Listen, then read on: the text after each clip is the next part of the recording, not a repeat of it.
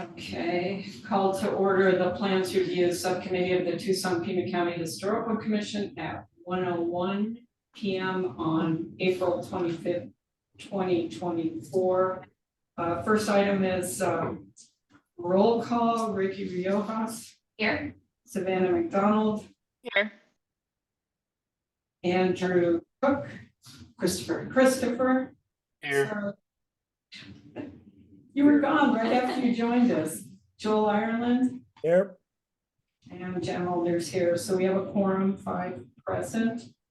Second item is approval of the legal action report and minutes for the meeting of April 11th, 2024. Do I have a motion? This is Ricky. I move to approve. Is there a second? I'll second. Okay. Any discussion? Okay, if not, we'll go ahead and vote. Ricky. Aye. Savannah. Aye. Andrew Christopher. Aye. Joel Ireland. Yes. And I'm aye. That motion passes 5-0. Okay, item 3 is review of historic preservation zone review cases, and the first item is 3A 1135 West Miracle Mile. Can we switch that around? Oh, okay, I didn't think you said we were, so we are. Well, Okay. you said if Savannah is here. So and even Savannah- with all these other people here, we're gonna do that, Well, okay, it happens. okay. So I guess we're out of order for the city. We're taking item number 4, 4A. Public, number 4 is public and institutional use in the development zone discussion. Item 4A, discussion on the use of public and institutional buildings as comparative properties and development zones. And Jody said we have Dan Bursick here to talk about this. Yes, Dan Bursick's running down from the 3rd floor right now, but to give you a little bit of background on this project or item. So there is potentially a project that's being proposed in Barrio Historico, which they're proposing to be maybe 3 stories tall. And it came about that as part of that discussion, we were looking at the development zone and how it was defined. If you look in the text, the development zone is defined as a, there's Dan. First, we started the silent day. Oh, he's like 3 of them. He said he was running down. He was literally running down. Anyways, so development zone is defined to include public and institutional buildings. If they are a contributor or eligible to a historic district.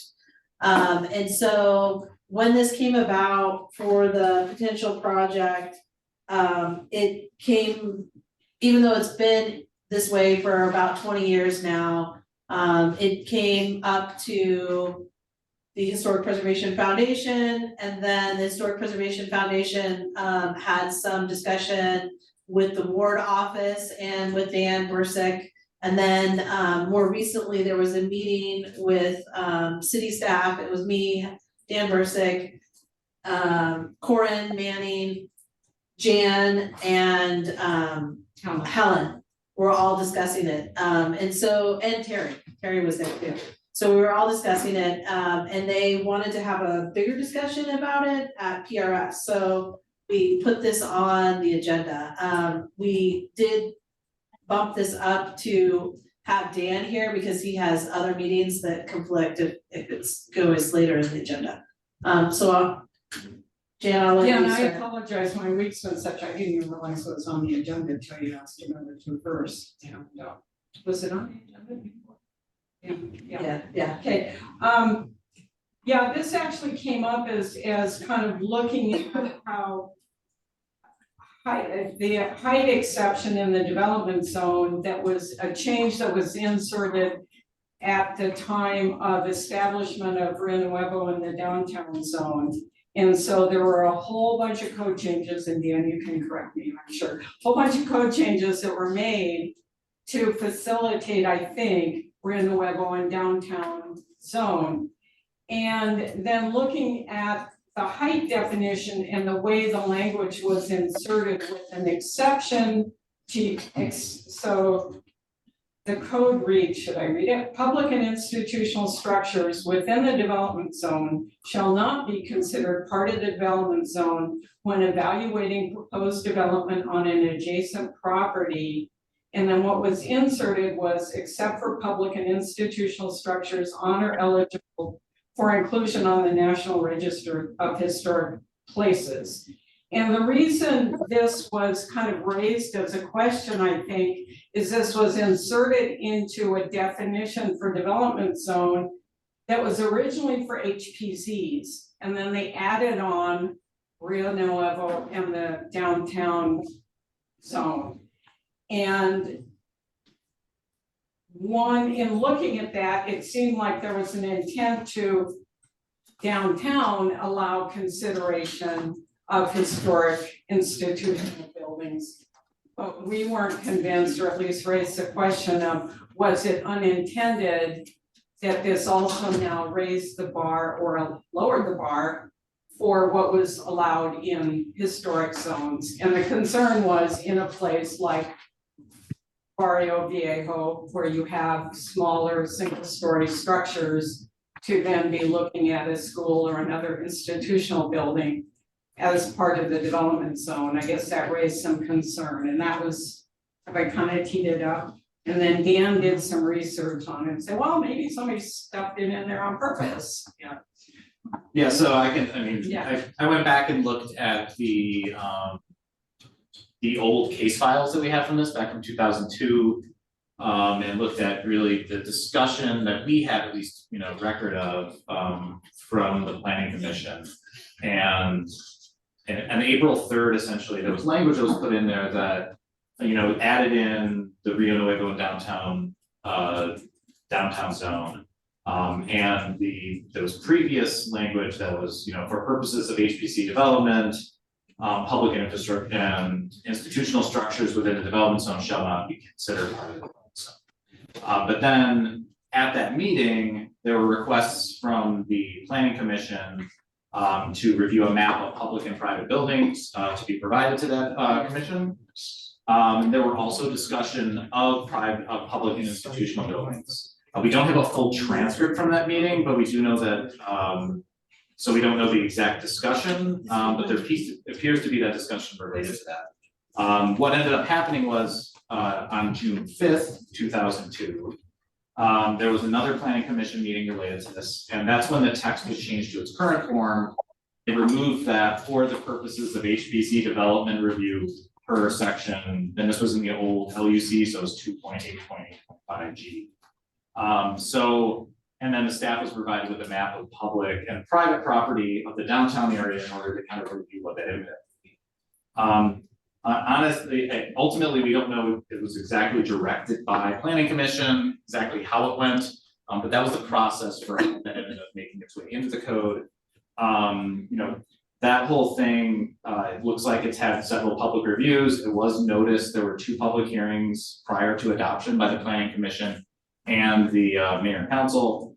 And that combined with the fact from 2002, I know there was discussion about if this can be changed administratively. It has been utilized in reviews since then, and because it's, something that's been on the books for, I guess at this point it's 22 years. It's not really something that could be changed administratively, but should mayor and council want to go back and make a change related to this, there is a public process for making changes in the unified development. And that's kind of what we found related to. Yeah, and I think the concern or point that Helen and I were articulating, and maybe it was inserted intentionally, but the original code changes were for the purposes of establishing standards for Renuevo and the downtown. And whether intentionally or unintentionally, this thing was kind of stealth slipped in, if you will, into impacting the HPZs. And I think we were asking for a code amendment to back that back out. If that's a process, that's unfortunate. It seems like it could be administrative, but to have something to at least look at that and review it a little more substantively. That's kind of it. I don't know other PRS members since we're here.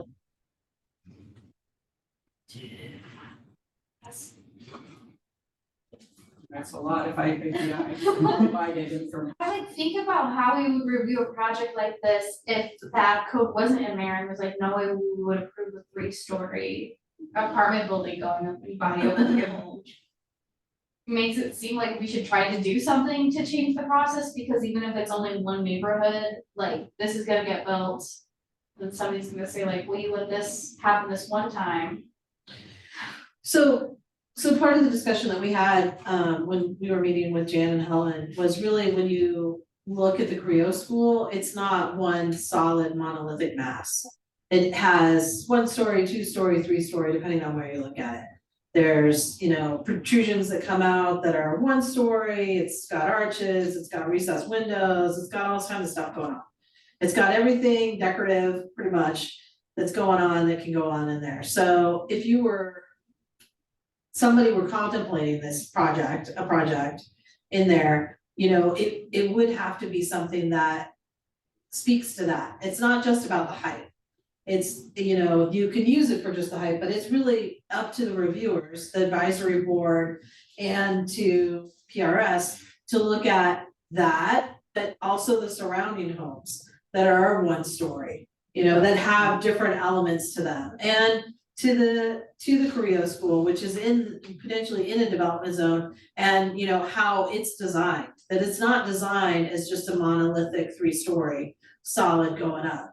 So it would be something that when if you review it or whatever, that you're looking at all the elements of the development zone and all the properties that are in the development zone. I think there's 2 challenges with that. One is that something like the Creo school is a massive structure that provides lots of opportunity for deviation and variation, whereas a smaller structure that's tall, trying to provide adequate detailing to really give it the same sense of proportion would be challenging. The other thing is, in reality, even though you said we would look at the whole development zone, I can think of at least 2 cases where the exception was used to justify the height, and one was using the fly stage or whatever at the Temple of Music. Temple of Music and Arts for the Peach project at corner of Stone and 14th. And then the other one was just that single family infill that actually went a block away to say, well, it's outside the development zone, but there's this old Victorian or whatever it was to say, yeah, you can be a skosh higher here. And it wasn't even in the development zone. So I feel like the exception often becomes the standard. Now, I understand why that's not necessarily so, but that has been used to justify. Then just to provide a little bit of background on that last one. So there was an infill house that was in Barrio Historico. It was new construction. It was in Armory Park. Oh, no, I'm thinking of Okay. the other one, sorry. Okay. So there was a property, it was new construction in Barrio Historico. They had a flat roof. It was built with a flat roof. It had significant drainage issues. They had water intrusion problems, all kinds of stuff. So they wanted to pitch their roof slightly so that they could have better drainage. We probably viewed this like maybe 2-ish years ago. And they expanded their development zone so that they could get the height of the Creo school to be able to pitch their roof. Otherwise, that was not within their development zone.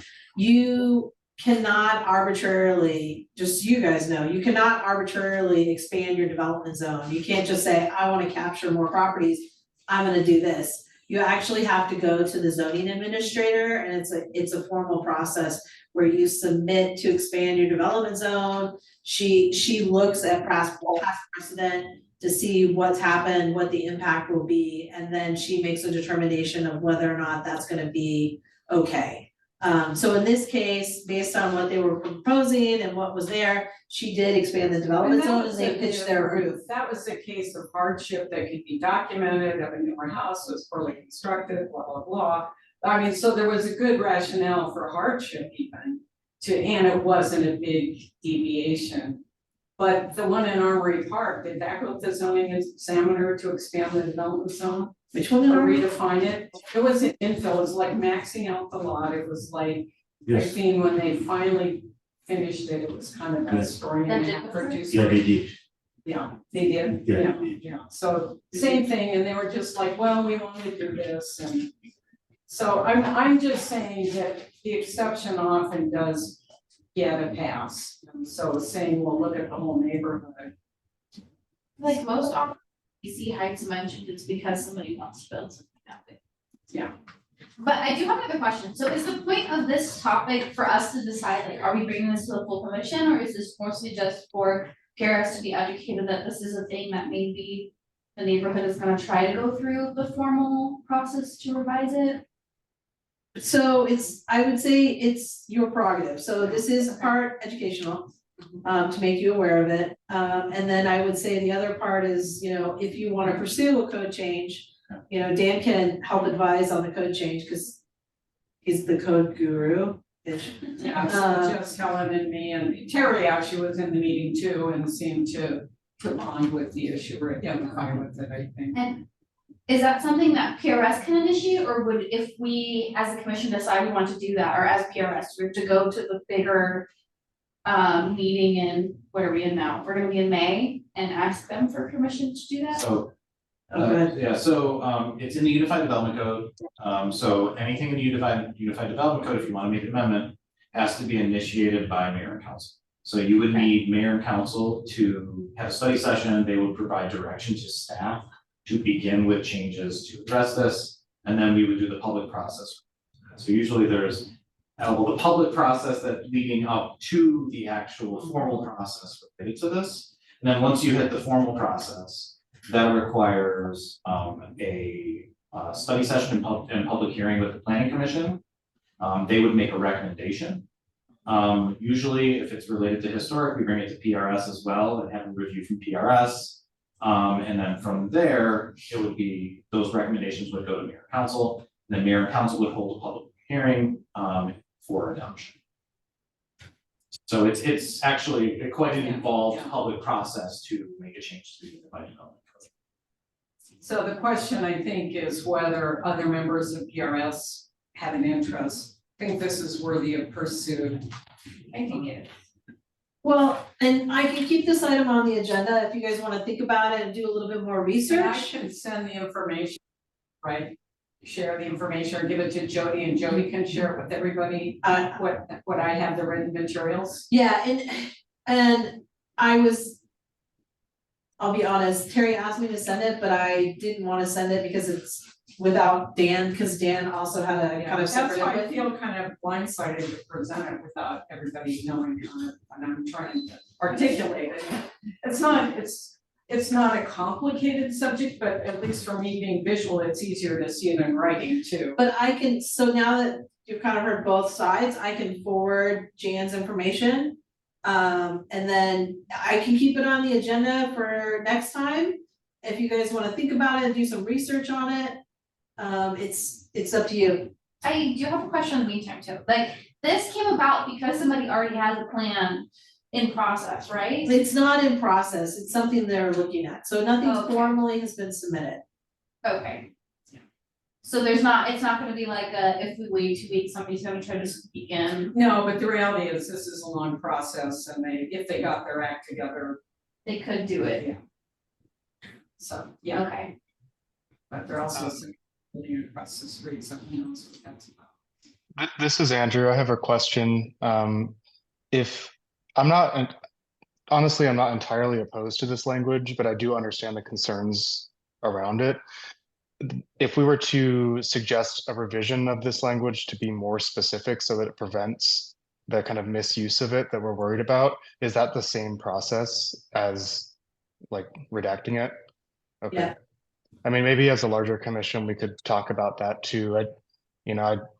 hate to like limit everything to just single story. I don't think that does much for the density of the city, and I think there's ways to protect historic zones, but you know, allow a little more flexibility. So I don't know, that's kind of where I view it right now, but.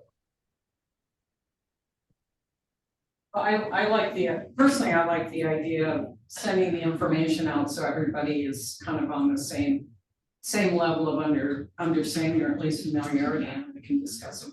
Okay, so let's do that. So let's, I'll send out the information since you guys now have what's that word I'm looking for?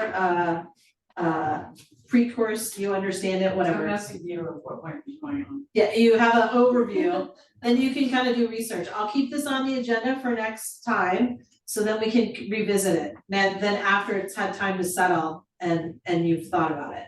Can we decide on the 9th if we want to bring it to the commission meeting on the 15th? Is that too late?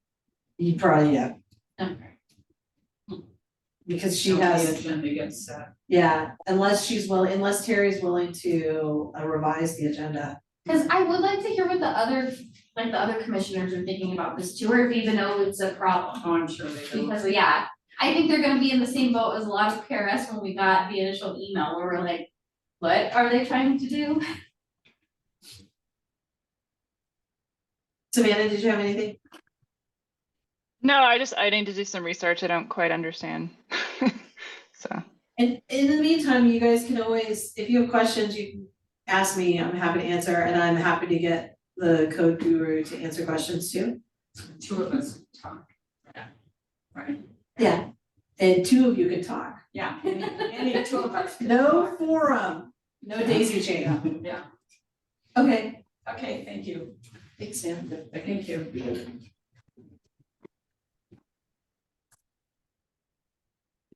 Okay. It's, so.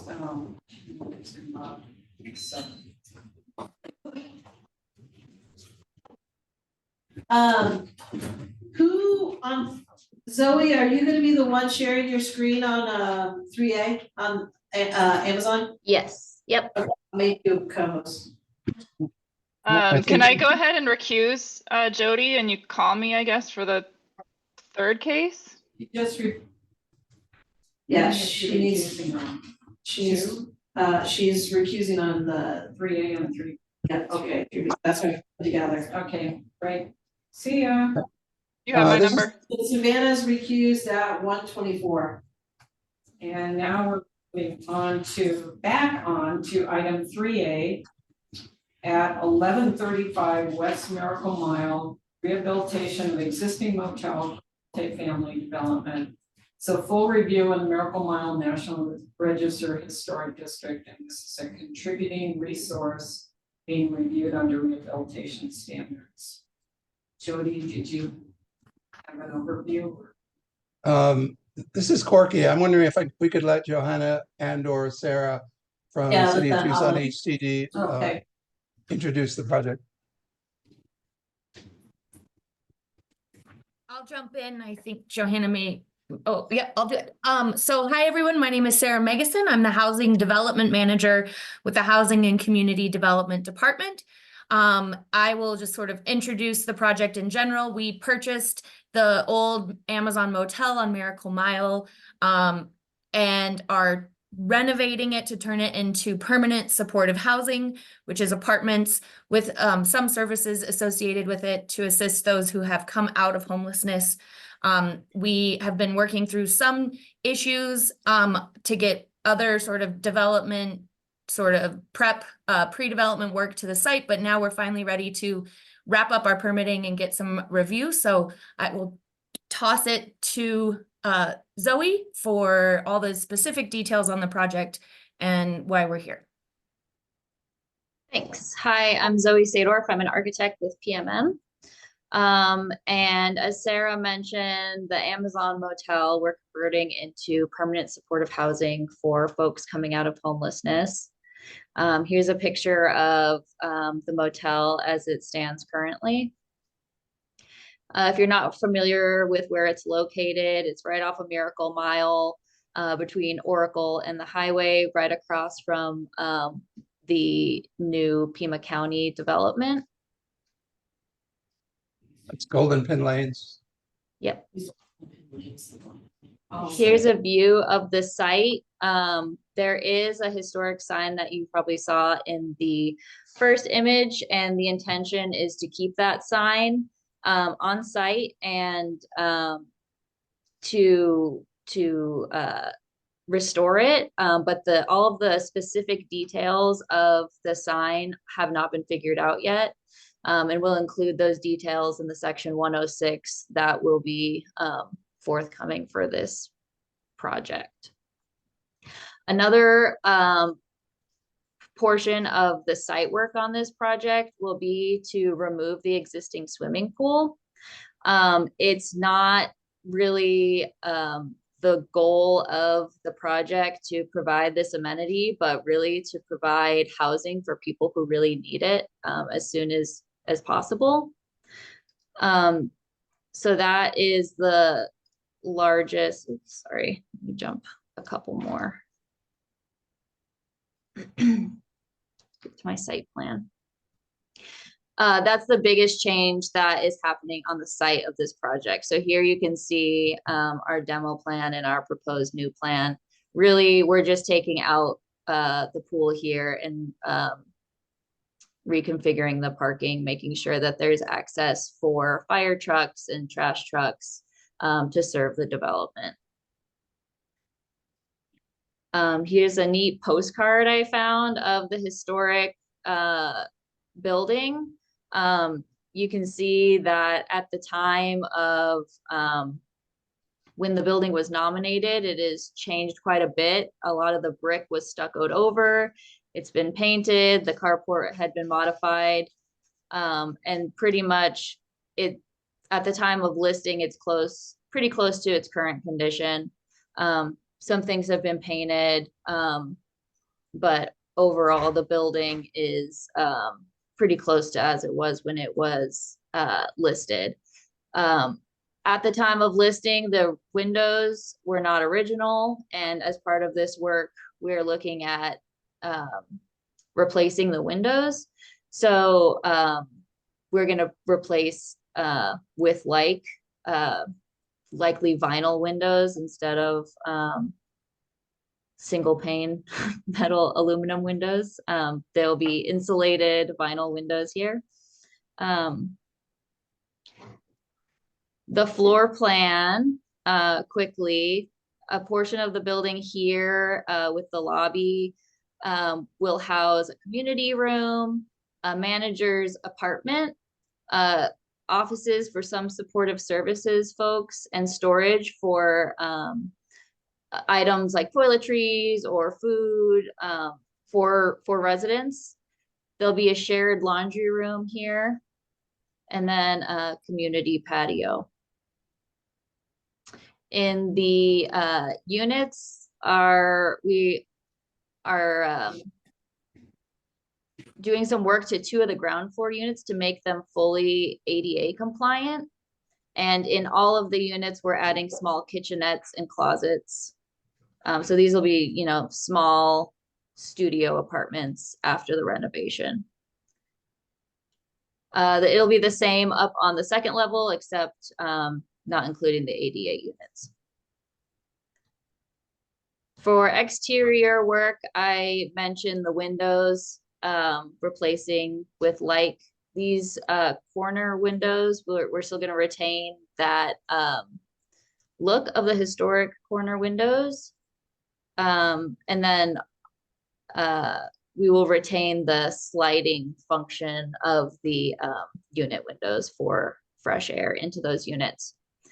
We're looking at more of a neutral color scheme to get away from the kind of peachy tan and bright teal the building has now.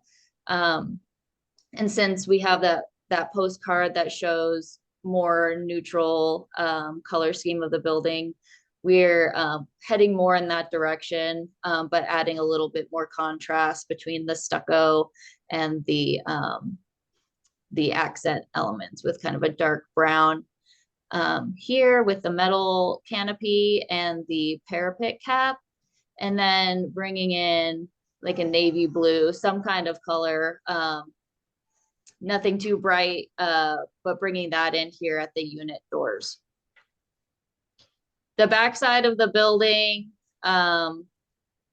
we're just gonna be patching and repairing existing masonry and replacing windows back here. And then we're also going to be replacing the guardrail on the second story to make it safe, but it will match the same character and look of the existing guardrail. And I think I've touched on all of the work we're doing. Corky or Sarah, do you have anything else to add? This is Corky. I do want to mention that the long-term plan, can you go back to a site plan, Zoe? Just to give you a heads up, the long-term plan for this site, and part of the reason why we're anxious to remove the pool, is to build a permanent affordable housing on the western portion of that site within the current zoning. It will be taller than the two-story Amazon motel, but not by much. And it'll also have a similar kind of balcony entry motel character that the Amazon motel has, and they will share ultimately a parking lot between the two facilities. We're not presenting that today. We're not asking for approval of that, but we're giving a heads up that at some point there will be 63 units. Is that the right number, Zoe? Yeah, 64, I think it was. 60? Yeah. No, I'm sorry, maybe 48. 43. Isn't it? 43 units Yeah. of affordable housing on the western vacant portion of the site. You can see why the pool can't be there, and it also can't be there because it's not an appropriate amenity for the folks living there, nor can it be maintained in a reasonable way. The new construction will be something that'll come back. Yeah, how many units are there, sorry, in the existing? 31? 31. Yep. Okay. Including the manager suite, 31. Yep. Okay.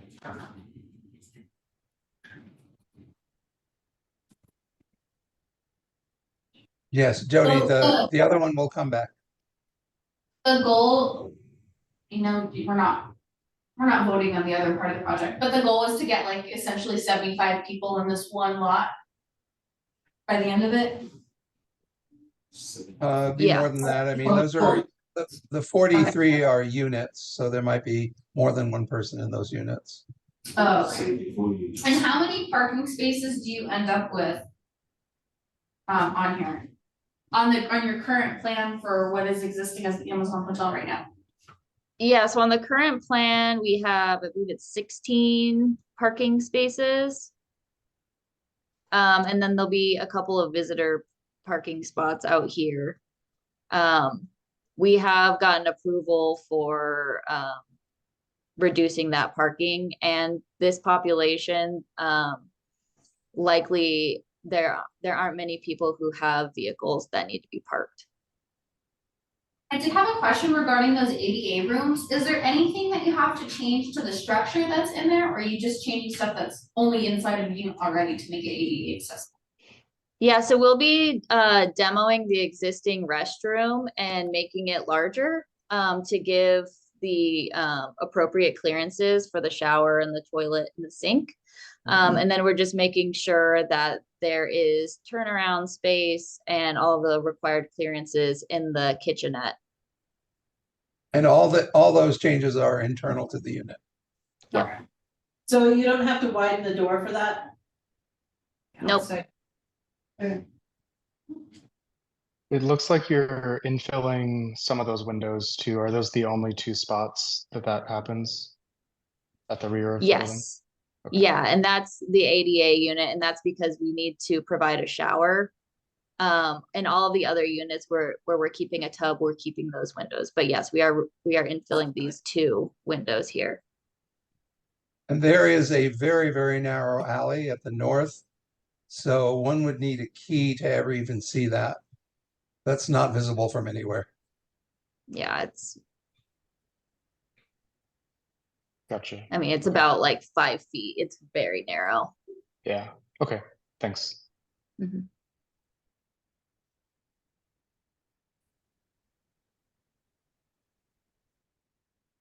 This is Is that Joe. it? Oh, go ahead. Sorry, I'm not gonna talk a lot, because I just had oral surgery and but geez, I just think this is a great project, a really worthy project, and it seems really well thought out and executed. So congratulations, Corky and your team. Good job. Thank you. Thank you. Thank you. Ricky, did you have any other questions or? Yeah, so G3 and G2 that are down at the bottom, what are those? Because it looks like that's gonna be new that you're putting there. I'm sorry, what? Oh, right. Is it structure or? So this is a trash trash. enclosure. Yeah, yep, and this is the required City of Tucson enclosure. So Because nothing right like that now, is ready? I'm sorry, what? Nothing like that exists there already? Right, yeah, right now there is just a dumpster that's sitting out like right here. Oh, sure. Okay, thank Yeah. you. Christopher, did you have any other questions or comments? Andrew, Christopher. No, I don't. It looks great to me. Yeah, the only comment I guess I had was, if this is great, it seems like, if the details of the sign haven't been worked out, I understand it's going through 106 review, but it would be nice to have that come back to us when those details are finalized, given the importance of the sign along the Miracle Mile. Okay. Is that sign one of the heritage landmark signs?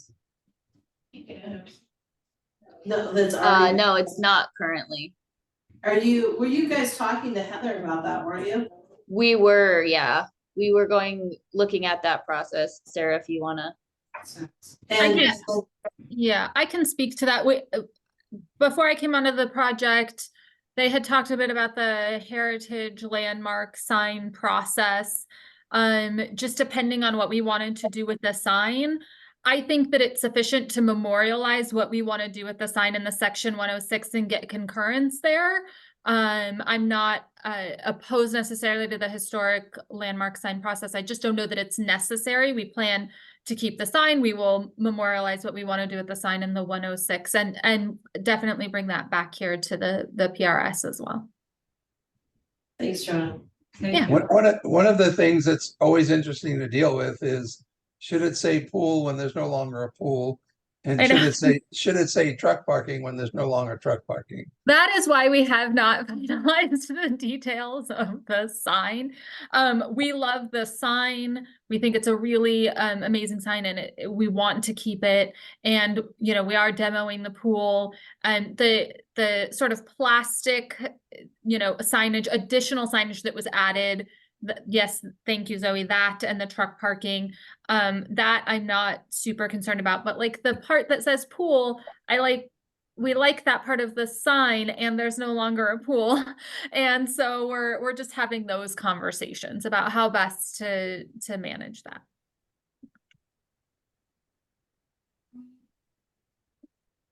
Now, there's got to be creative ways. I mean, the obvious ones on hotels where they just leave the sign and say no vacancy, but yeah. We'll put our creative minds together and we'll figure out something amazing, and we'll bring it back to you all, and we'll put it in the section 106, and it will be amazing.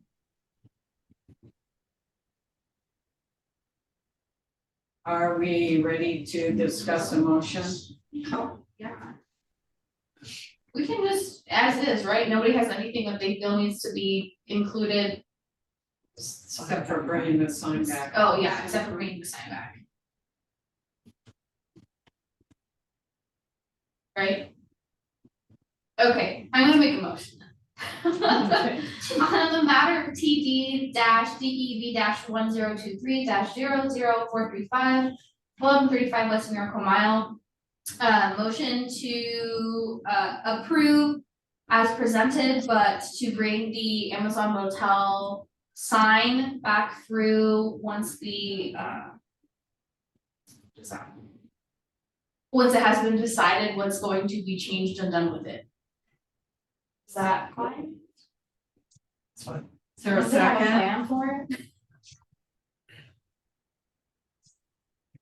Does anybody want to second that? This is Andrew, I'll second. Thanks, Andrew. Okay, so, any further discussion? Okay. Andrew Christopher, Aye. Joel Ireland, Aye. Ricky Riojas, Aye. Jan Mulder is aye. Motion passes 4-0. 4. Because Savannah's not here. Thank you. Okay, moving on to item 3B.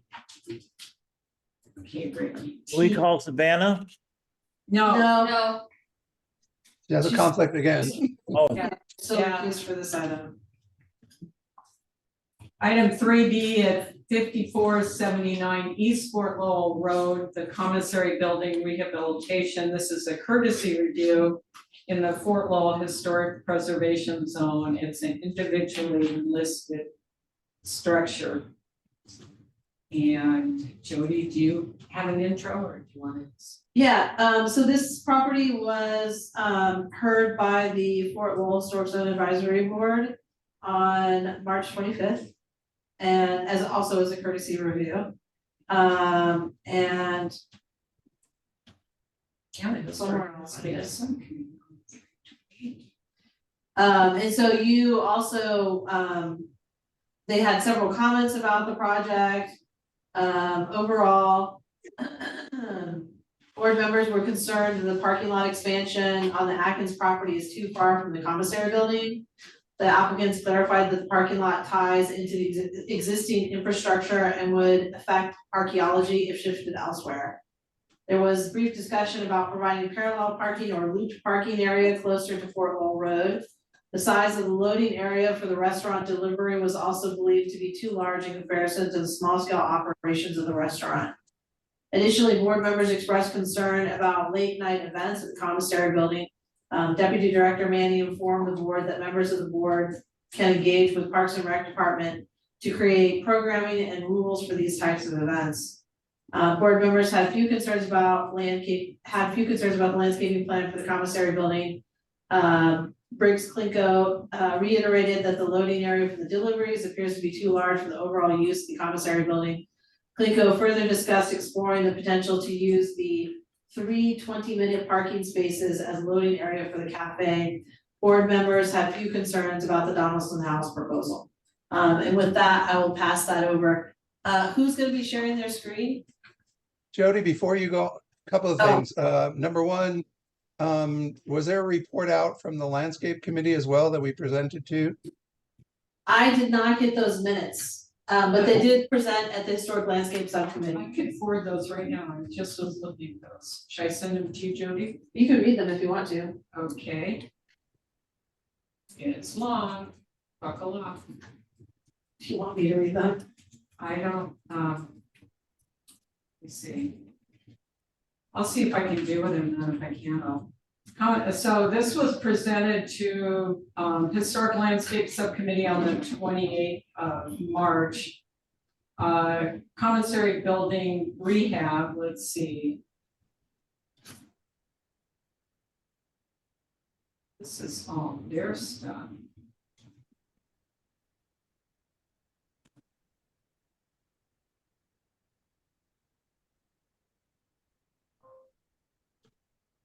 Well, I'll read their presentation because it did address some of the concerns we had. Well, they're gonna have, Okay. this is still a Okay. courtesy review, so they'll have the same Yeah. presentation. Okay, well, why don't you do that? And I think there'll be a couple things. One of the main, there were a couple things that came up as part of the landscape, Historic Landscape Subcommittee review. One was a concern about how the drainage was being addressed. on site, and protecting, the structure and the landscape. There were also concerns about the planting materials. For the most part, in the larger areas, and Corky, you can probably express this better, but there are a lot of areas that have been overgrown. And actually, the approach is to remove some of the overgrown material and have it be more naturalistic, but not overwhelming. And yeah, That's a fair description, yeah. Was that it? I mean, what I see here is mostly, I mean, I'm scanning it right now. There was some discussion of individual plant species and stuff, but of course that's not listed here for the most part. Here's one that there was a plant at the front of the building. They are moving the plants away from the adobe, which is a positive thing. Limited irrigation to establish. There had been a suggestion for a desert willow at the front of, I think it was at the front of the Donaldson house. But Historic Landscapes had suggested investigating tree species that had more characteristic of the mesquite, which had been in that location before, which was either past its prime or encroaching on the building or both, I don't recall. But yeah, I'll let you do your thing. And who's sharing their screen? Is it Drew? Yeah, but I think we should let Jasmine Chan from City of Tucson introduce the project. Jasmine, are you there? Yes, I am. Hello. So this is Fort Lowell Park, historic Fort Lowell. This is funded with Proposition 407, the Parks and Connections Bond, and also has a grant with the Arizona State through the Heritage Fund. We're doing improvements over at the commissary apartments as well as Donaldson House. The intent for the end goal being able to have a site operator then lease all of the units at the commissary for public to come and enjoy some, a cafe or maybe a wine bar or something like that, and then small retail units over there. And the Donaldson House would be more of a small office use across the street to support those operations. That site operator would also take on operations of the Fort Lowell Museum. So everything in the historic area of Fort Lowell Park would come under that entity. We're currently going through design work, really excited to hear all of the reviews and feedback that we've been getting. And I will pass things over to Drew for his presentation. Just one last thing I want to add to Jasmine's comment. The property is owned by the City of Tucson. They will have a lease for a manager. This particular design project is being managed in partnership with Pima County. Go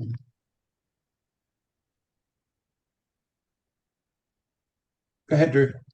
Thank you. Can you guys see my screen? Yes. Yes. All right, so I'll start off. There's three projects within inside this review, and today is a courtesy review. So just so you know, this will be probably our 7th or 8th presentation to the public. We've reviewed with Fort Lowell Historic Review multiple times, as well as community engagement meetings with the neighborhood and the people in the surrounding area. At the current moment, this is where we are at in the project. We've been working with the city and the county as sort of an iterative process where we present multiple ideas and then we go back to a contractor and have them sort of bid it on, and then sort of using that information can adjust our design. And we're at about 50% CDs right now. The current scope of the project that has fallen behind is sort of the site work, because it's a little bit more complicated than the buildings. The buildings are already existing, and we're basing a lot of the work that we will be doing on existing floor plans as well as photographs that we have in the project. So I'll start off, that was sort of the scope of the project and where we're heading, and I'll start with, there we go. This is a site plan of Fort Lowell. We had a full survey done of the entire fort. Just so you know, property line. Can you guys see my mouse? Yes. Okay, perfect. So the property line kind of goes along here, cuts across Craycroft, goes down to the bottom. This is San Francisco, I believe, or no, or this is Glen. No, this is Glen, San yes. Glen, sorry. Goes along and it stops here and it comes up, and it actually, we didn't have this in the survey, but there's a pecan grove that is included in the Fort Lowell site, and then runs along what is an easement, but is still known as Fort Lowell. It comes up and the property line stops somewhere north of here, which is a city property. And then the property goes along behind what is the old Fort Corral, and this is the Donaldson site at 3. And then crosses the street, we have a private residence on the north of the commissary, as well as a private residence that is landlocked within the property, and they utilize this easement to go through. So site 1 is the Atkins parking lot. We intend to expand an already existing parking lot. Site 2 is the commissary. The commissary was the commissary for the historic fort, and I'll discuss the history as we move through. And then site 3 is the Donaldson House. So the Atkins parking parcel, you can see here, it had 3 of the officers' quarters. One of them still has been restored. The other 2 sort of have ghosted structures, maintaining what little pieces are still existent. Atkins parking lot site that we will be working on. This is not the full scope of the site, but this is the area that we're working on. Here's the commissary right across Old Fort Lowell. So the current parking lot is just decomposed granite, and it is built up. So underneath this entire site is an archaeological site, and in the previous work, they chose to build up by adding material instead of subtracting or, digging down to create a flat surface. Currently, there are 2 parking spots. They are both done with an asphalt material, kind of degrading. This parking lot has not really been utilized. Our intent in the project is to expand this parking lot, which was designed in the previous, and you will see the previous design that we've been using as a discussion piece, but it is not the final design as we're working towards with a civil engineer and some landscape architects. So here's the proposal for the future design. Our intent is to move the ADA parking spots up closer to Fort Lowell. This original design was more focused to connect people to the existing officers' quarters as a part of a museum, but the scope of this work has sort of pushed us towards Fort Lowell and towards the commissary, which is what we're working on. The future plan is to have 37 parking spots, as well as 4 ADA spots. The ADA spots will be developed with concrete and then probably connected into this pathway. Again, more than likely, as we move into the design and development of this, the ADA will move to the northern site.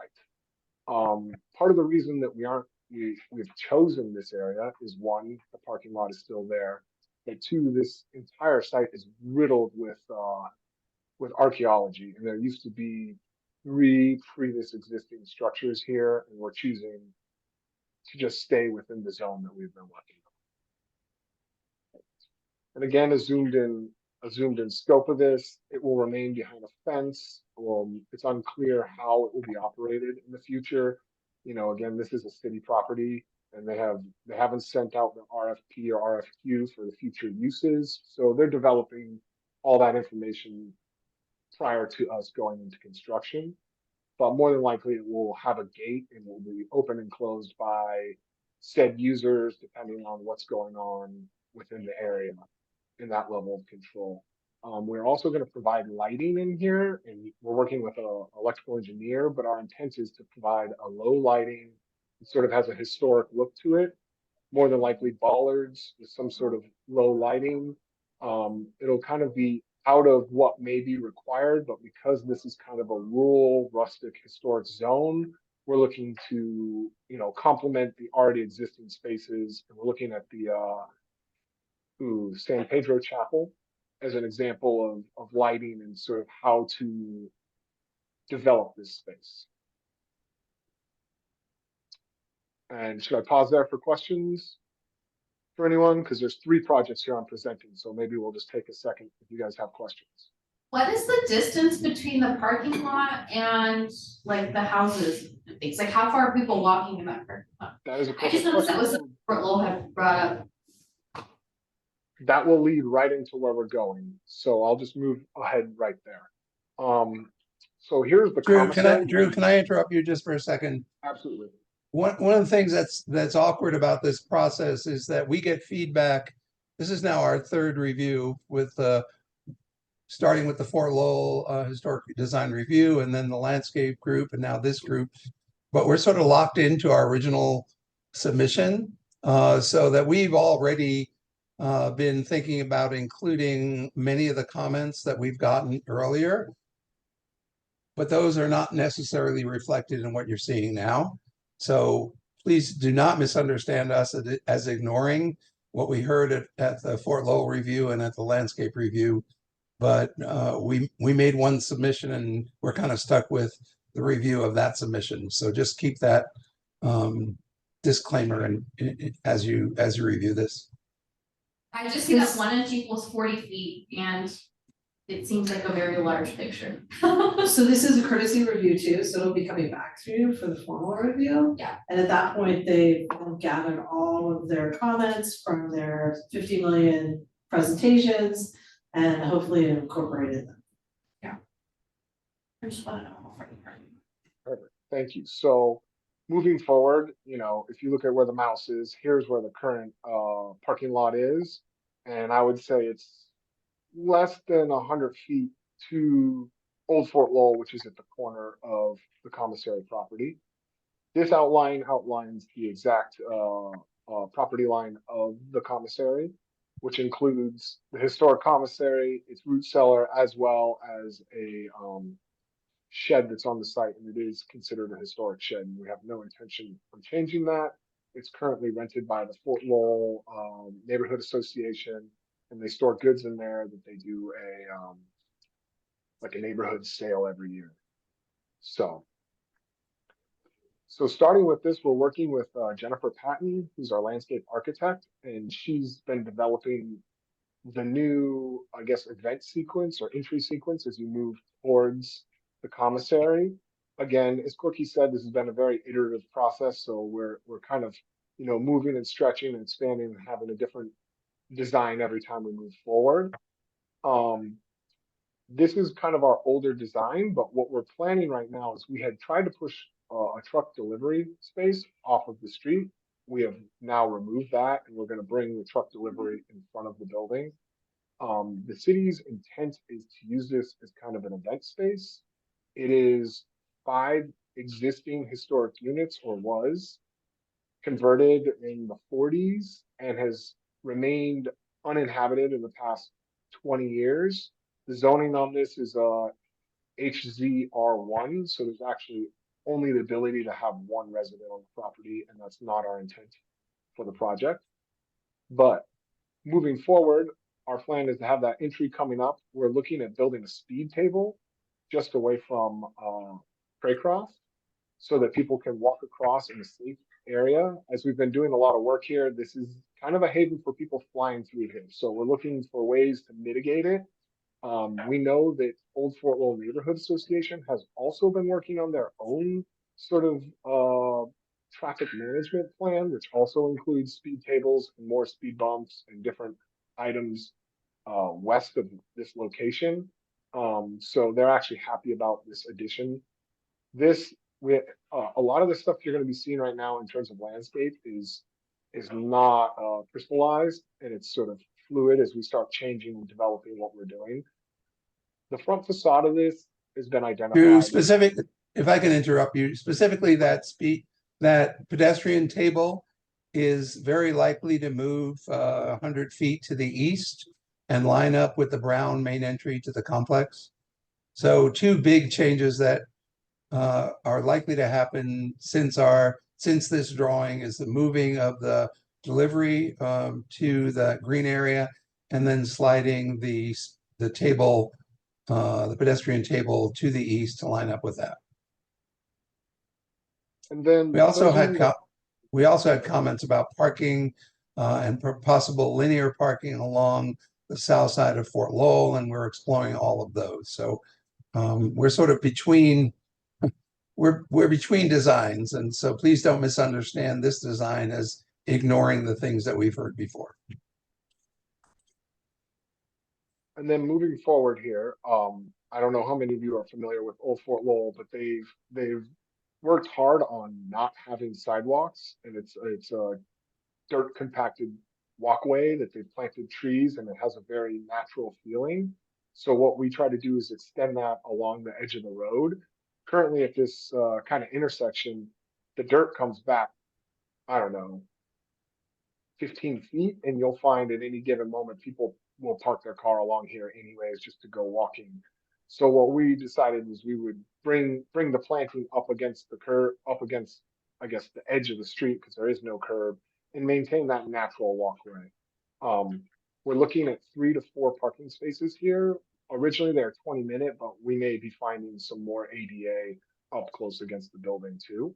And then in the back, there's already an existing parking space when it used to be a housing complex. And our plan is just to kind of activate this only for employees in the spaces or future employees, as well as maybe event coordinators and people that are a part of what's going on in the area. So here is our landscape plan. And again, our landscape architect has been very diligent about maintaining all of the existing plantings that are in there. Our historic photos show that this was a barren, flat area. So the plants that do exist in here have grown since 1940 to now. They have been identified by the neighborhood as something that they want to maintain, and we as well feel the same way. The paths that are in here have been naturally chosen by how people are walking through the space already. And when you go there, you can see these paths are naturally outlined. So our intent is to sort of highlight that and then reinvigorate the area with maybe more trees and more native plantings.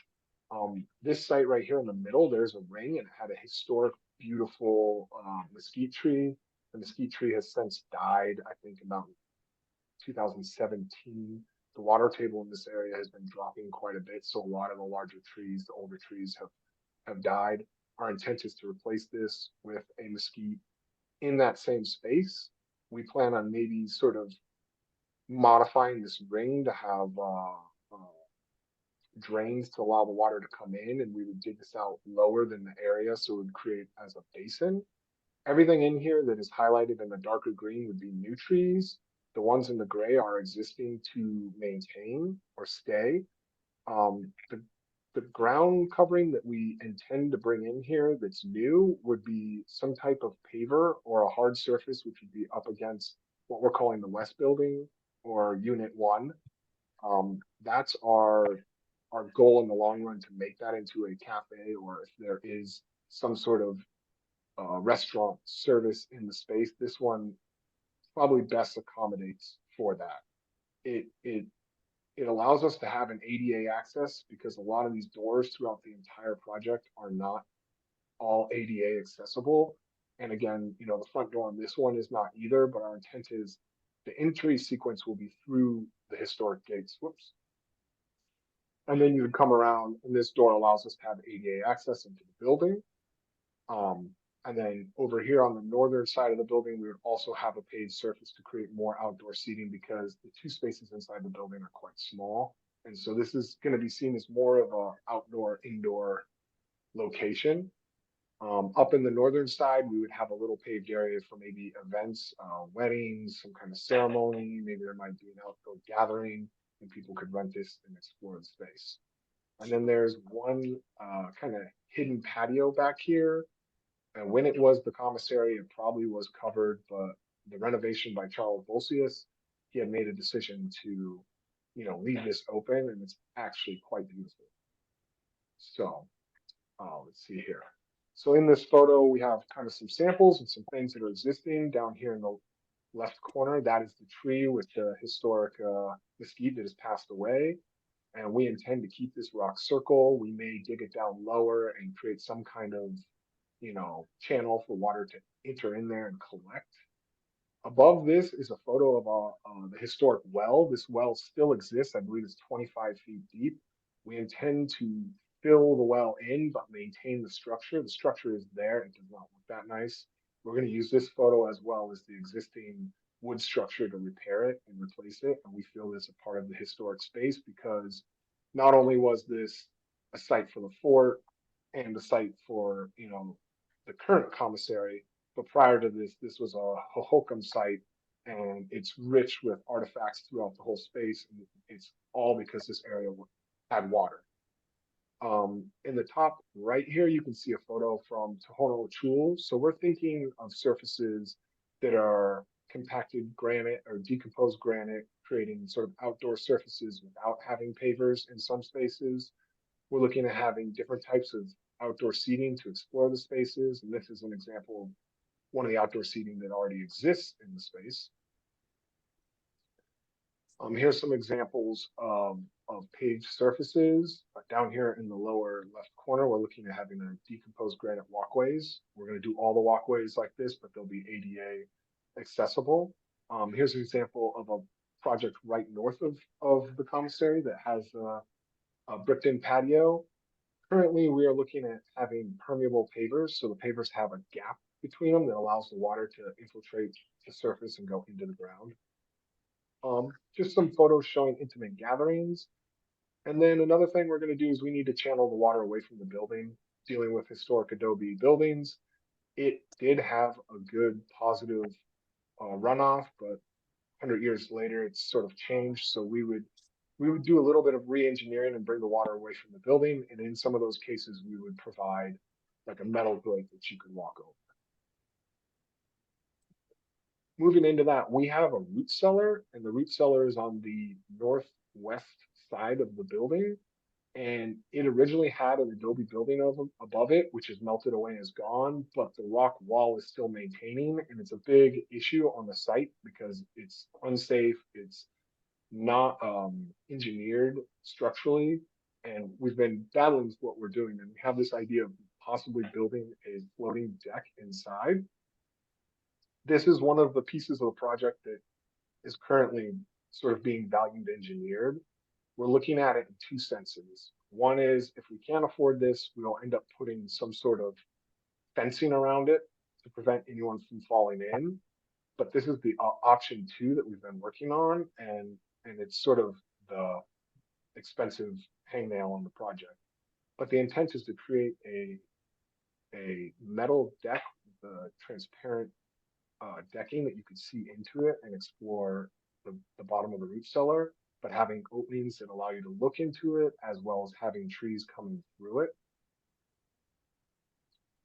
Here is a north to south section, so you have an idea. We would bring it just 30 inches below, which is considered kind of the safe height, same as stages at a middle school or a elementary, only 30 inches. So if anyone fell in, it's a small distance.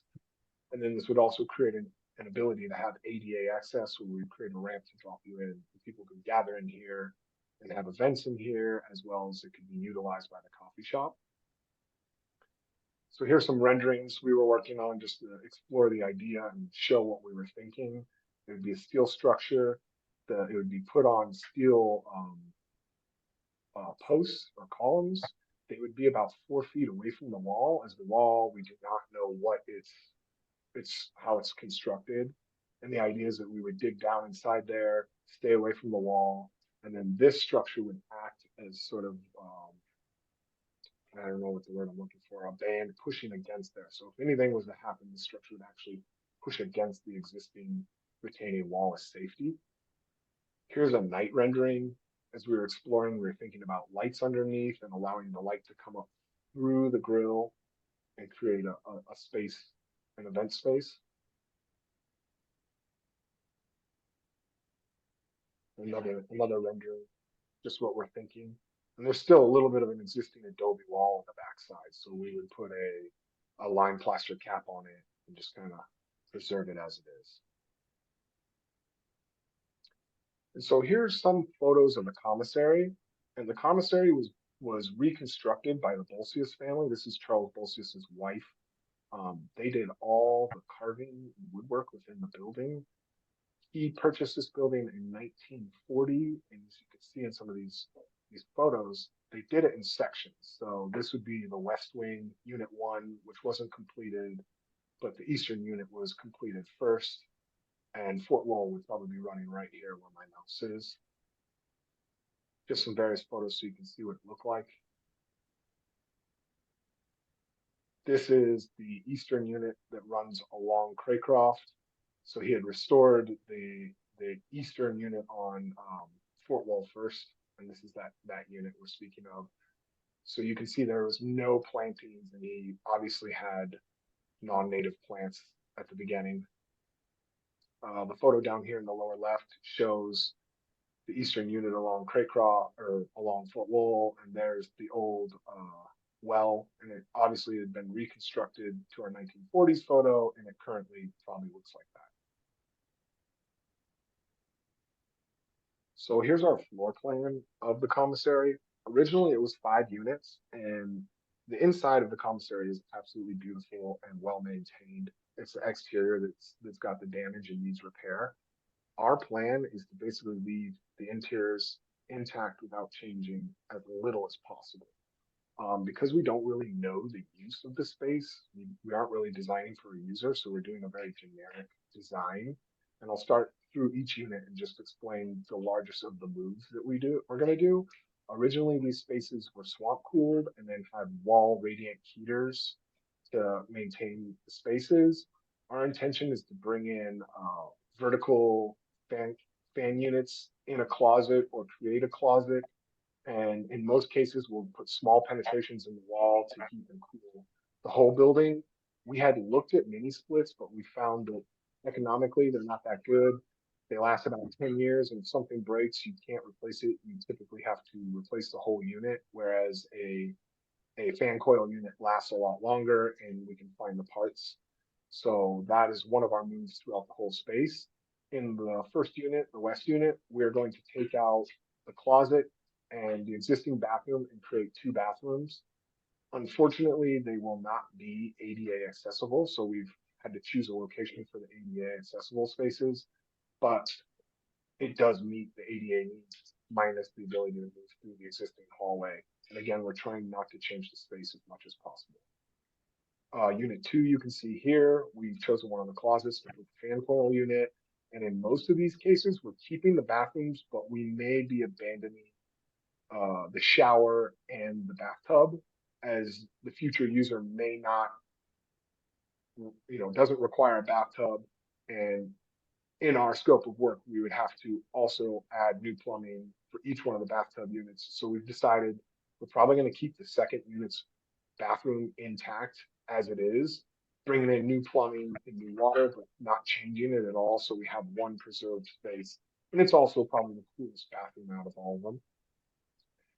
Unit 3 here was just this space as well as this little building coming off, and it had a bathroom and a kitchenette in it, so it was basically a 1-room studio. We've chosen this space, which is not original.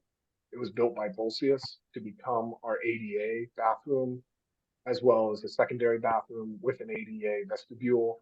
This will be the only door that we anticipate changing on the exterior to get our 36 inches for ADA access, that someone can come in and use this space. In Unit 3, we will create a small closet that will have the HVAC for both this unit and the bathrooms. Unit 4 is about this space. It will end up having 2 HVAC units. One will end up in what was the shower, and we've decided to abandon this bathroom and just create a single bathroom with a toilet and a sink. We will create 1 closet in this space for the HVAC unit. Here's our hidden patio, and then this is Unit 5. It runs along Craycroft, and the bathroom is very strange in it right now. We're gonna get rid of the shower and the bathtub and put an HVAC as well as in this northern corner. In all of these, except for Unit 1, we will be removing the kitchen sinks, as we foresee these as more of a luxury gallery business area, maybe a bookstore. You know, the kitchen sink is probably not needed in them, but we want to maintain the beautiful cabinetry work as well as keeping the space as pure as it was before. And then here's a color diagram just so you guys have an idea of how the spaces were broken down. Unit 1, Unit 2 and its porch, Unit 3 and its porch. Here will be the ADA spaces, Unit 4 with its porch, and then Unit 5. And then these two are sort of existing spaces that we try to create outdoor gathering. And then I've just included some really nice photos because I don't know how well everybody knows this building, but this is the elevation along Fort Lowell. This is Unit 2, 3, and 4. And currently the plaster does not look this good. It is deteriorated quite a bit, and that's a big part of our scope is just restoring the outside to its original look. Here's some photos of the interior. This is what it looks like today. This is why we're being very careful as the work we're doing on the inside to maintain this and not change its character at all. The majority of our work will be patching. There will be a bit of intrusive work, just kind of reactivating electrical plugs, bringing in new water, but we expect kind of doing that on the outside and as little on the inside as possible. And here's a picture of the existing well and the back patio. And we have a few spots, and I know this is noted in the historic nomination for this property, but there are these kind of beautiful blue plastered walls. They've gotten quite burned out, but we're working with some Adobe specialists that have seen this done and have done this before. We anticipate probably putting a new skim coat of a similar blue, and we'll probably go through an iterative process to find that finish. So, and I'll stop right here and maybe we can have some questions if you folks have some questions.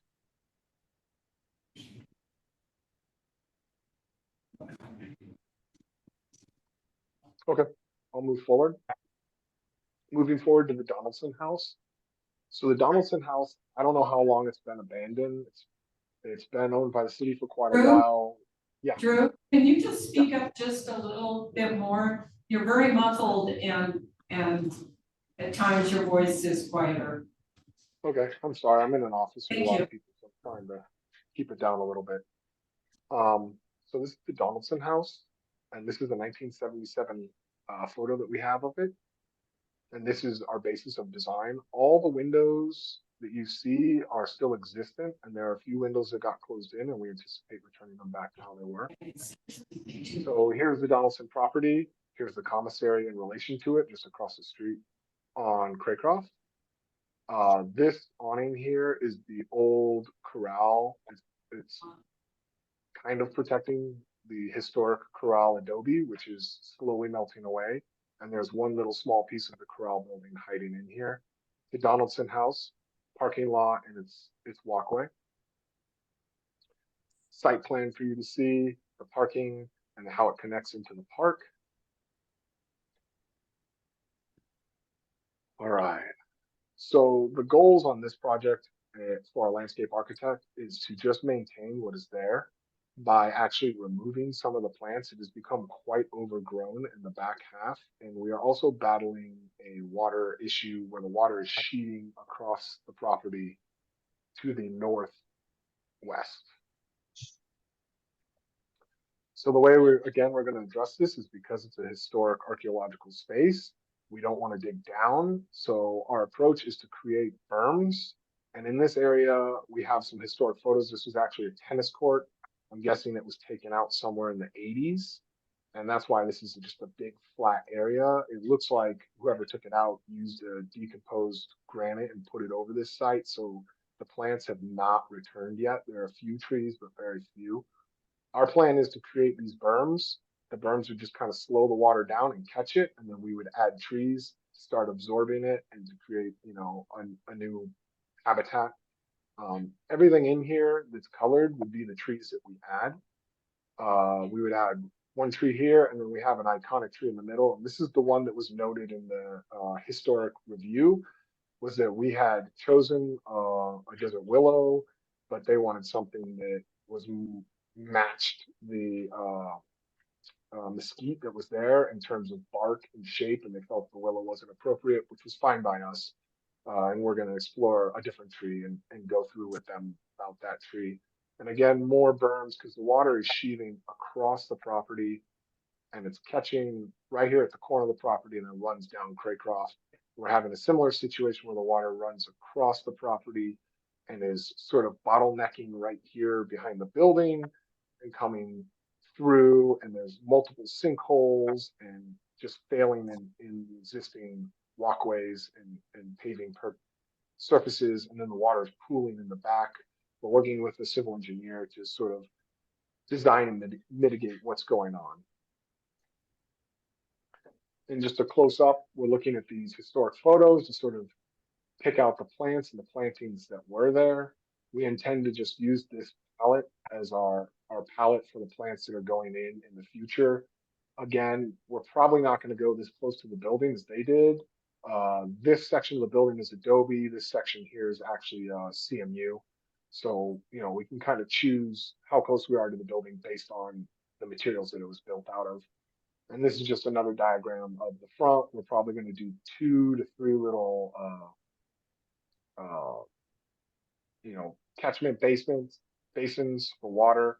We're trying to pull the water away from the front. Right now, we're having a lot of water getting trapped in the front entry here because we have three downspouts that drop here. So our plan is in the design is to change the direction of the downspout to get it away from this small space because it's not getting enough sunlight and it's causing a lot of deterioration on the Adobe. Back here, we've made, you know, we've made 2 moves to kind of create a larger patio, and I'll move into that here in a second. So here's some photos. You can see the water gets trapped in this little courtyard, and the entire Adobe wall here is delaminated and falling apart. And that's a symptom of the water getting trapped and having nowhere to go. And then it's creeping up the wall and causes the stucco to fall off. The photo here in the top right is a photo of a stabilized Adobe wall. Don't know when it was built. We have no intention of getting rid of it. It sort of surrounds the whole area. And we like the look and the security it gives, and we plan on maintaining what's there. Again, here's a photo of the back. You know, we're using some of these historic photos to sort of decide how we're going to do the back. You can see that there was pavers and patios in the back here in the 1977 photos, and the same over here. And then there was a corral house that looks like in the 1977 photos turned into some kind of workshop and or guest house. Depending on how much money we have, we will probably plaster this, but may not go that far. In this area, you can see that there was pavers and a patio, and to highlight that, we decided we would rebuild that space sort of in a decomposed granite, as we're trying not to change what's there already. And then here's some photos of how it is now in comparison to how it was then. So here's that olive tree. Here's the olive tree now. It's dead. As you can see, we're getting rising damp on the corners of the building, which is causing the stucco to fall off. Over here, you can see kind of the sinkhole, and this photo is taken from the largest sinkhole on the site. So our goal is to push the water away from the building. But, you know, and then selectively choose our favorite or healthiest trees in the area and to clear out some of the smaller shrubs and to allow those trees to develop. And again, there's quite a bit of existing landscaping that's there, and we don't really have an intent on changing that or getting rid of it. You know, what needs to be saved or salvaged, we would. Some of these trees are still alive. They're a little aged and or drought stricken, and our plan is to bring in arborists to decide, you know, what we can do with these trees to trim them up and possibly save them and or keep them as sort of a native habitat resource because the birds do like these. So here's an existing plan of the building. It's pretty rough inside, so I'm not going to show you any pictures, but this is what is existing. We think that this section here is the historic building, and that this section here, which is Adobe, got added. This section here, which is Adobe, got added. This eastern wing was all added between 1920s and 1960s would be our guess. We don't quite have that much information on it. Our plan is to remove quite a bit. We're going to open up all these spaces. So we're going to take out the bathrooms and the partition walls throughout the whole space. This originally was a patio that was enclosed, and you know, you can see in our photos, and I'll show you those at the end of this presentation, how we're going to open this patio back up and activate it. And then back here inside the building, there's some spray paint on the wall. Somebody had noted what was original and what isn't original. And what this was a patio that got enclosed. And so our biggest move in this whole project is to actually remove this back room, which is poorly constructed and is constructed out of block, and then to reactivate the porch that's hiding with inside here. And then this is an existing porch too. So here's some photos. This is that historic patio. This is our basis of design, and we intend to just restore it to this condition. Right now, we don't have these windows, so these would be our only single hung windows. We anticipate reactivating them. There's one here and two on the other side, as well as creating these doors. All the casement windows are there, and we intend to keep them. Another patio photo for you. And these walls and these columns are all there, and then there's just an infill built into each of these spaces.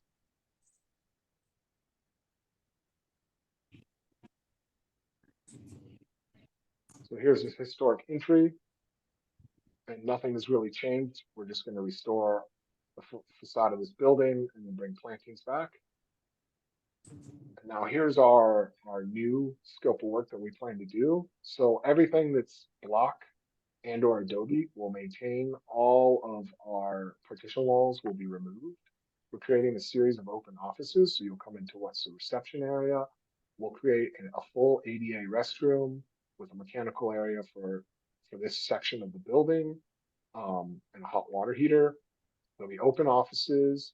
Then we're going to open up the kitchen here, which is a partition wall, and then create kind of a break room kitchen for the users. Another open office, calling this the workroom. It's kind of adjacent to the porch. It'll have a mechanical room, and that will connect to these 4 spaces here. And then based on our historic and what's there, we're going to create a large open patio here for events in the spaces, and this looks directly at the Catalinas, so it's quite nice.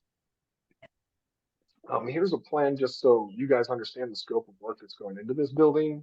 Everything that has the vertical lines here is a failing roof structure, and inside there's partition walls holding up the joists. And so we will have to remove these sections of the roof for the joists in the building and reinstall them through either rebuilding the top of the roof and putting in a ledger, and then, you know, re-engineering the structure. And that is the end. And I'll open it up for questions for you folks.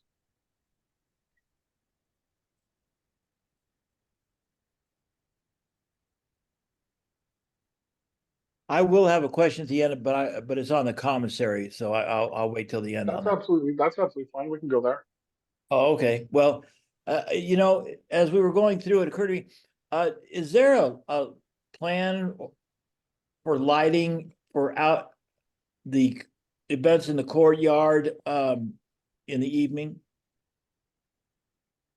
Well, yes and Lighting. no. Again, the exterior work on all of these projects has sort of been held behind the rest of the project. Mm-hmm. So as we develop it, you know, these plans, so this is kind of the most recent iteration. Yeah. I think everyone sort of accepts this, and I think the next phase of development here is to choose the lighting and how the lighting's done. And again, it's going to be a similar situation as the San Pedro Chapel, where we're going to have low lights. There may be some sort of string lighting, but we have to be very thoughtful to our neighbors, because we have neighbors close to us and we don't want to disrupt them and disrupt sort of the quiet feeling of this neighborhood. Joel, this is Corky. As Drew said, we're not that far along. We're certainly going to respect neighbors and night sky ordinance, but I'm hoping your question is actually a statement and you have some guidance for us. Not really, other than, I mean, it's just a charming space, so I would like to see lighting. I mean, it's just a charming space where I think some string lighting would be appropriate, you know? But Could you do lighting that's more directed down towards the ground? Is that something maybe Fort Lowell would be more ambient? Absolutely. Well, we would do that in compliance with the dark sky ordinance anyway. Everything needs to be directed down. We might do some lighting from the building. We might have some bollard lighting paths. We expect this to have a daytime and early evening use, but probably not a late night use. But there certainly will be lighting. That's a great question, Joel. We will continue to work on that. I have a comment. It's about that crossing across Fort Lowell. If there's any way to put like the TCC has these, they're kind of on, but they get brighter when somebody's walking, just because. Like the warning lights? Yeah, just because it's dark over there, and you'll have some light that you're putting in for the buildings, but I'm worried about people that are crossing the street if they're attending a nighttime event, that somebody just might not see them. That's a great point, and Drew has pointed out that folks southbound on Craycroft tend to come around that corner quickly to go westbound on Fort Lowell. This, of course, is all public right of way, and we will make suggestions to the City of Tucson Department of Transportation, but they're going to have the final say on safety issues in the public right of way. I know that I thought I saw Elaine Hill on the call before, but I know Fort Lowell has been working closely with transportation, not just on this location, but the full length of Fort Lowell, and we would have recommendations for that. We like the eastern, pushing that speed table east. If you know that road, there are several speed tables there already, so we would match that. The idea of having some warning lighting is a great idea, but again, we would be negotiating in the public right of way with transportation and mobility at the City of Tucson. I do have a comment about the cellar. So, I like the idea that you have there as a way to like incorporate that, and yet it still maintains like I think the historicness of it by seeing that there were cellars and here's what they were made out of.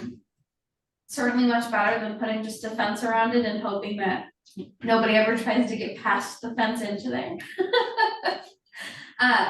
And so this picture, I want to make sure that I'm understanding right. Is that just a tree from the background, or is this a tree that's also in the grate, like in the basement, providing shade to people who are walking on those grades? The tree is in the cellar, and currently there's probably 9 trees in the cellar. So if we were to do this, we would actually go in there and have to remove trees. And part of the charm is that these trees are coming up and it has this great feeling. And when our landscape architect went and did a native plant inventory, she was in there and she realized how quiet it was and how nice it was.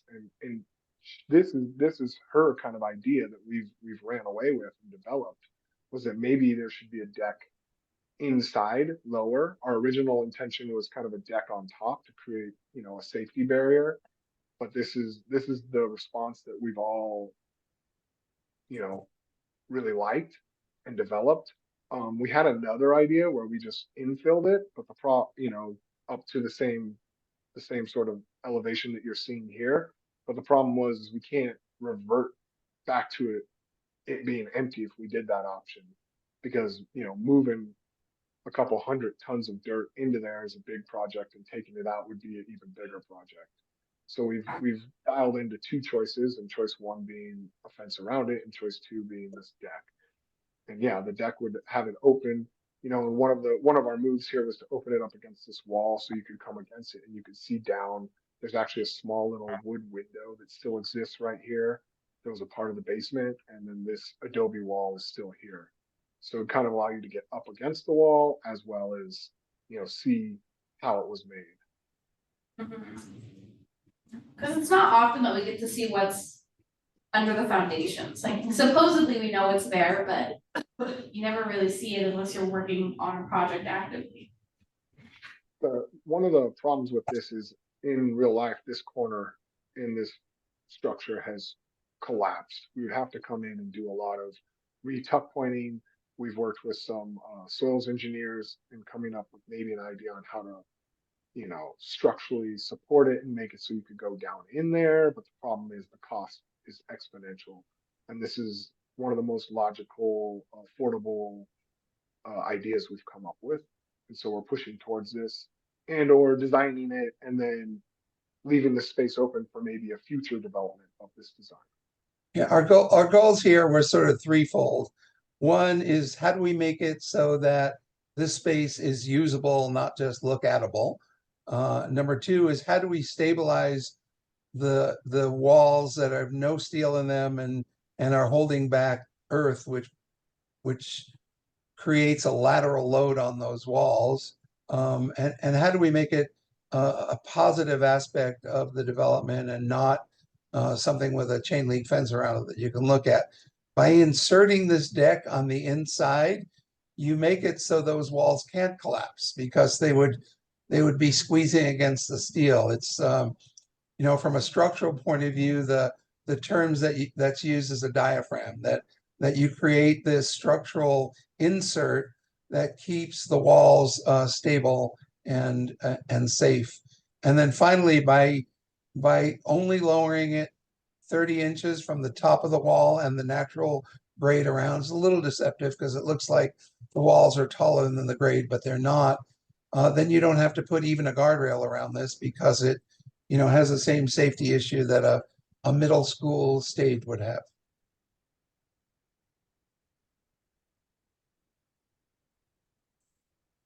But I do want to say that this is likely to be what we call an additive alternate. And we're only going to be able to do this if we can afford it. And if we can't afford it, we're simply going to have to put a chain link fence around it. Sure.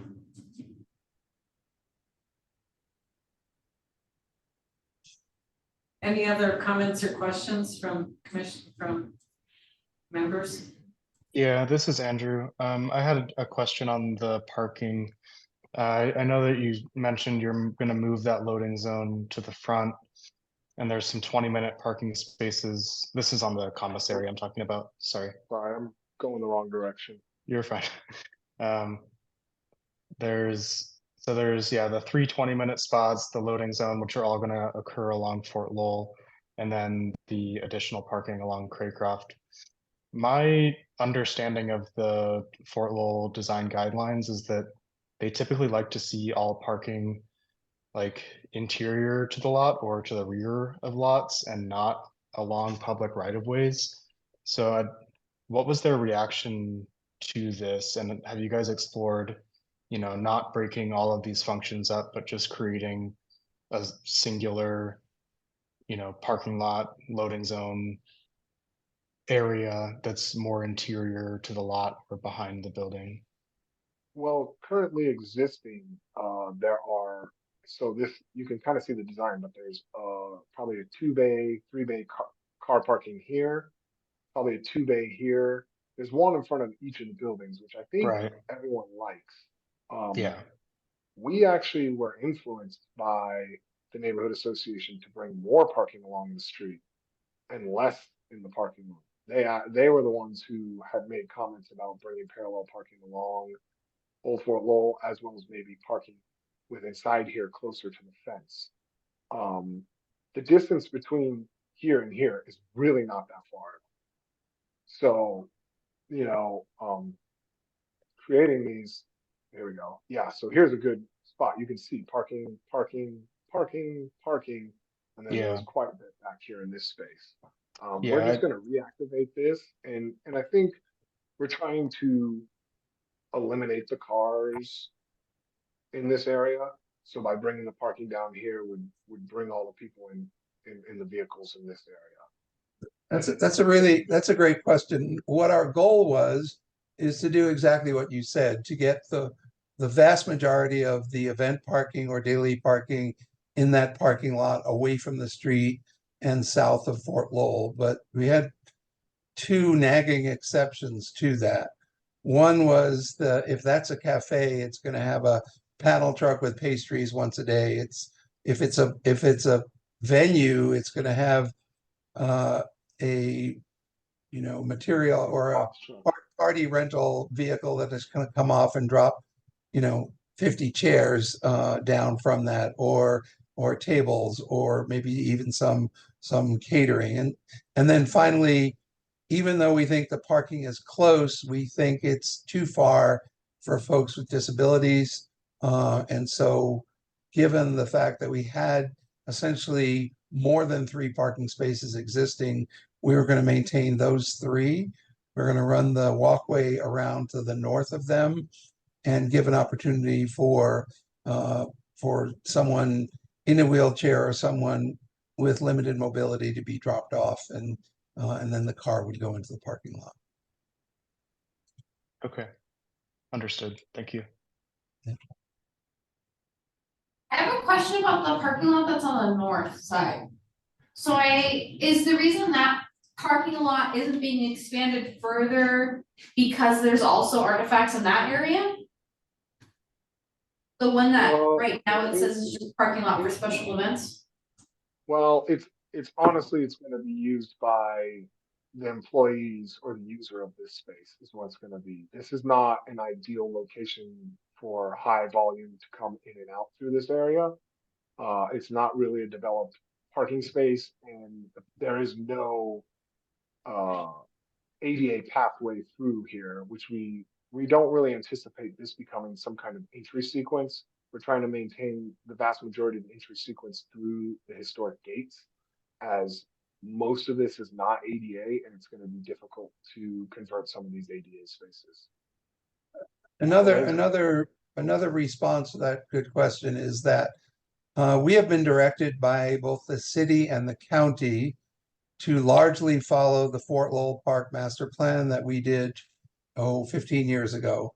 And that master plan, among other things, showed the parking south of Fort Lowell, but also the potential use of that parking in the historic Fort Lowell Atkins parcel as well. So many of the things we're doing were preordained by a mayor and council approved master plan from many years ago. So we're sort of not making stuff up as we go along. We've been followed a policy direction by the City of Tucson mayor and city council. Elaine, you have your hand up? Yeah, do you mind if I speak? Yeah, please. Yeah, I just want to correct one thing, and that is that this concept of parallel parking on Fort Lowell itself. I think that you guys brought that up. I don't think that was really well accepted.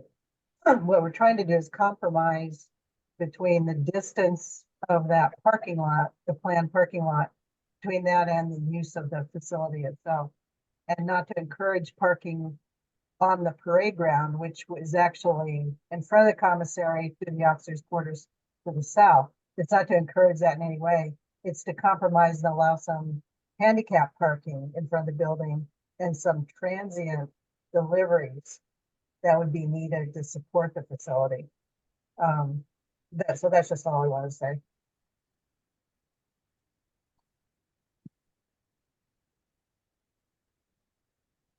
Thank you. Any other comments or questions?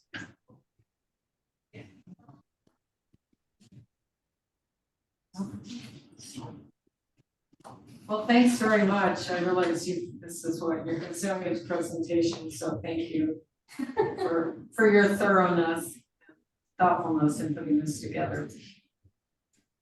Thank you. And hopefully next time you see us, we'll have a more distilled, finalized plan for the landscape work.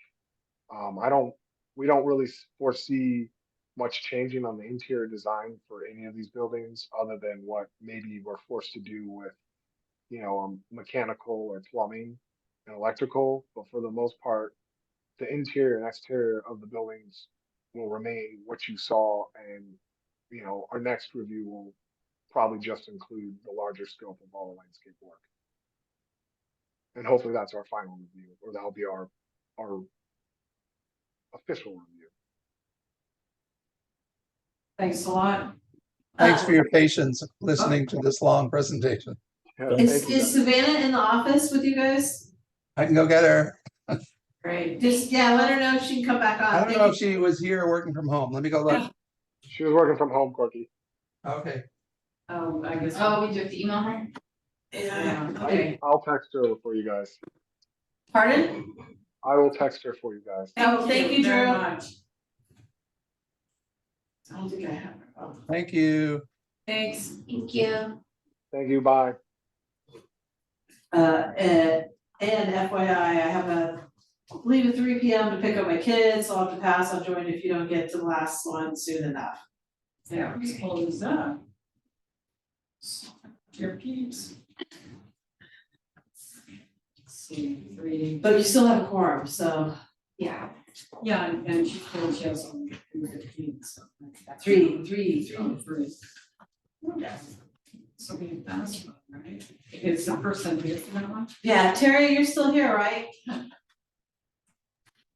Yes, I am. Okay, are we all ready? Yeah. Oh, wait, we have to wait for Savannah.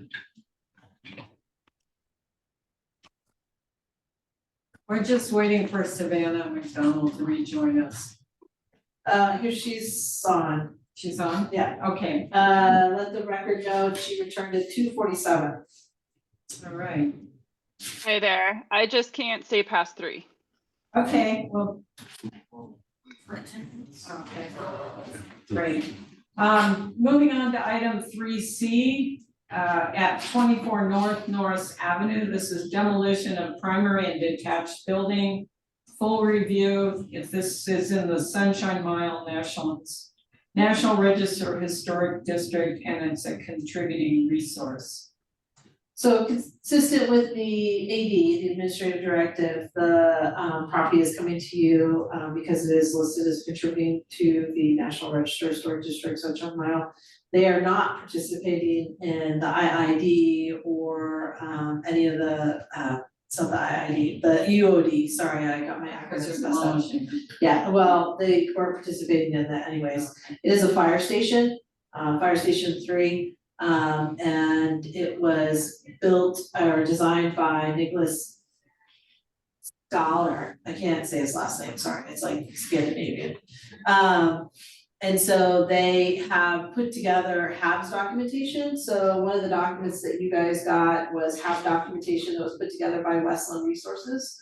It goes more in depth in looking at providing line drawings, more in depth the history, providing historic photos, and such. Terry Gillen with the city manager's office, right? Correct. Is here to present the project. He's been the project manager, pushing it forward. Terry, I've made you the co-host, so if you want to share your screen, you're welcome to do that. Yeah, I tell you right off the bat, I don't have anything to share. I'm just going to briefly give you the background information, and then I'll turn over any of the screen duties to our design firm. So basically, just wanted everybody to know that we looked for well over a year to avoid having to tear the existing building down. We looked for other spaces where we could build the new Station 3 in accordance with the ballot language from Prop 101 that the voters approved. And we failed in every piece of property that we even thought remotely might work. We just couldn't come to grips with anything within our coverage area to provide the services to the local community there. So it exhausted all those efforts. So we moved forward with coming up with design to demolish the existing facility, obviously track it on the HABs report and provide all the information that requires, and then in hopes that meeting with y'all, you would understand that we really didn't have any other alternative in order to provide a new safe fire station for the firefighters and the surrounding community. So bottom line is that it's our best bet. We're hoping that you agree with us at the end of listening to what we've got to say here. I don't know how much you want to go into the HABs report, or if you're more interested in looking at the new facility that's going to go in. We're kind of prepared for either direction. So that's just kind of out to the group in general, if that's okay. Facility, right? No, It's only the demolition. I did have one related question before you go on to, because I did have a question about looking at other sites, and I'm really happy to hear that you did an exhaustive search in that regard, and I'm sure it was challenging. My only kind of related question I was thinking of as you were talking is, to what extent did you look at whether you could do some weird hybrid where you renovated that fire station for a specific use, whether it was living quarters or something, and built other facilities, because it's a fairly large piece of property. It appears to be a fairly large piece of property, but when I turn this over to my architect and let him show you what the new design is, it's really quite small. We acquired a number of additional parcels adjacent to the fire station property due to the Sunshine Mile renovation work. And those ended up, by the time you take away the right of way and the easements, there was very, very limited amount of square footage of earth to build something on. And I'll let my architect speak to that and more thoroughly answer your question, because it's a great question. But the way that the station has to be constructed with adjacent facilities and all the safety features that the new station has to have, there was just no way to incorporate that and attempt to capture that and build around it with the new supporting facilities. So again, I'll let the person that's most qualified speak to that for you. So if there's no other general questions, I'll turn it over to Gerald Adams from Perlman Architects of Arizona. And they're the primary design firm. And Gerald, hopefully you can pull up the drawings and share with the group here what the challenges that we face with citing this. Gerald, you're co-host, so you should be able to share your screen. Let me do so. And again, we're not reviewing it. I mean, you could briefly go over like why you couldn't stay in this spot, but we're not reviewing the little minute details of the new fire station. I would suggest that you do go into HAB's documentation. I think it's sufficient, but if the PRS has other items that they'd like added to the HAB's documentation. Do you all see the screen being shared right now? Yeah, only so the new building does not, the new building does not come back to us. This is only coming to us because of the AD and it's proposed for demolition. This will become a non-contributing site, obviously, because the contributing element is being demolished, proposed for demolition. Okay, I'll try to give you a brief overview of how and why. Gerald, can you speak up? We've had a hard time hearing today. Okay, so is this better? Can you hear me? A little bit. All right, so basically this was developed, we did hire Westland Environmental, who you know, Jennifer, who couldn't be here today. She's on a flight across town or across the country for some work business, but she did do full documentation. We gathered all the records that we had within the city archives. The fire department does a great job of collecting archivable records. Just to give you just a real brief overview, and then I'll show you what we've done to respect the historical value of this project and the new. I know it doesn't have an impact, but I think when you see what we're doing, you'll feel a little bit better about the decision that you make.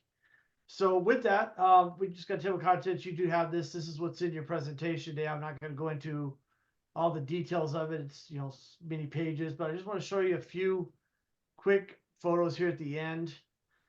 This is original Station 3 at the top, and then it was remodeled once, several times along the way, and this is what it is today. And if we go inside, you can see it doesn't really represent a fire station. It doesn't represent health and safety, wellness, civic building, anything like that would be pleasurable to the community. A lot of different things that are there. It was brought up that could we remodel this station? It was considered and looked at, and I will go over why that can be the case and how we're addressing that here in just a moment. Here's just some interior photos. We try to capture a lot of these different elements within this whole station and combine it with the new station. The one thing I really wanted to show everybody was see these low slope roofs and these trusses. They're going to be reminiscent of that in just a moment. We actually captured this. We thought this was probably one of the unique characters of this particular station. And we actually used a modern version of these particular trusses using modern day structural requirements, things like that, to achieve the same look and feel as what we had to give it, again, a tribute back to the original design of the building. So these are just a quick few, photos around. yes, we'd like to save it. We would have loved to have done something about it, but without the property being available, it just didn't work. So let me show you a little bit more, and we can go back to answer questions. Here's the existing site. This portion right now is where the existing facility stands. This is an existing fire station. This is an outbuilding that basically doesn't meet any criteria. I think is used for some surplus housing. This happens to be the native plant study that was done, and this was done at the end of the Broadway Boulevard widening. Okay, so this is after it was widened. There was some other buildings and facilities along here, and this is all pretty much right away up to this alley line at this point, or just short. I think it's like 10 feet south of that line now is the actual new property right away line. This is multifamily right here, single family residence to the north. To the west over here, you have that new, it's a tire shop, oil changing shop, very commercial related, and then all the stuff across south on Broadway, but there's a lot going on over there, mostly commercial. So now to give you just a brief overview of what it would look like when it was done, this is how much of that property we needed just to hit the minimum requirements of a fire station to meet the NFPA requirements for a modern fire station and modern facility. One of the things to keep in mind is the original facility had like 8-foot wide apparatus bays that were like 10 foot tall. The new apparatus required 14 by 14 for each individual vehicle. So that in itself basically took up our entire footprint, which is right here for 3 bays, right? Just the new apparatus equipment itself required us to enlarge the overall space. We would have had to completely remove the entire roof and lift that up 8 to 10 feet just to make that work in that regard. We do have some vertical circulation flanking the building and a public entry with a very small office. And then we have a second story element on top of this, which basically accommodates the rest of the living area and the rest of the serviceable type stuff for the firefighters. We left the main ingress egress exactly where it was in the original building. Again, trying to keep the reminder of what it was to what it's going to be today. So the main apron is still in the same location. The secondary entrance, this is the old alley. We use that and we're converting that, modernizing that to be current standards. Public parking here, private gate right here for the staff, which we now have to do, unfortunately, to protect the firefighters' vehicles and belongings behind the station. This is where the firefighters will park for staff. These are the circulation modes, and we worked with the team that was doing the Broadway widening to make sure the driveway cuts were in place so that we could come in off the new Broadway widening project, come right into our property, and the apparatus can make the maneuvers that they need to respond to the fire station. So the question, and even with this, it's taken quite a bit of work with planning to work through all of these UDC requirements, the setbacks, heights, landscape requirements, drainage. There's been many elements that we've had to work through and negotiate each one of those elements just to make this work as it sits today.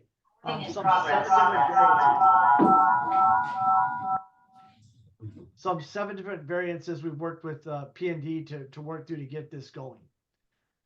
So just to give you a quick view, this is what we're proposing on the new site.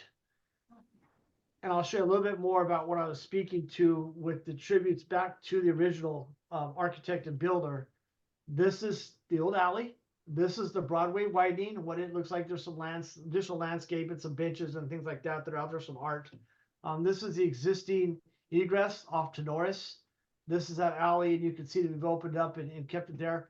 The other thing that's restricting us is this was a project that was just recently done by the city to relocate all these high transmission power lines that we're going to pay to relocate a second or third time. And so what we've done is we've put in the ability to work within all these restraints that we were given on this particular site.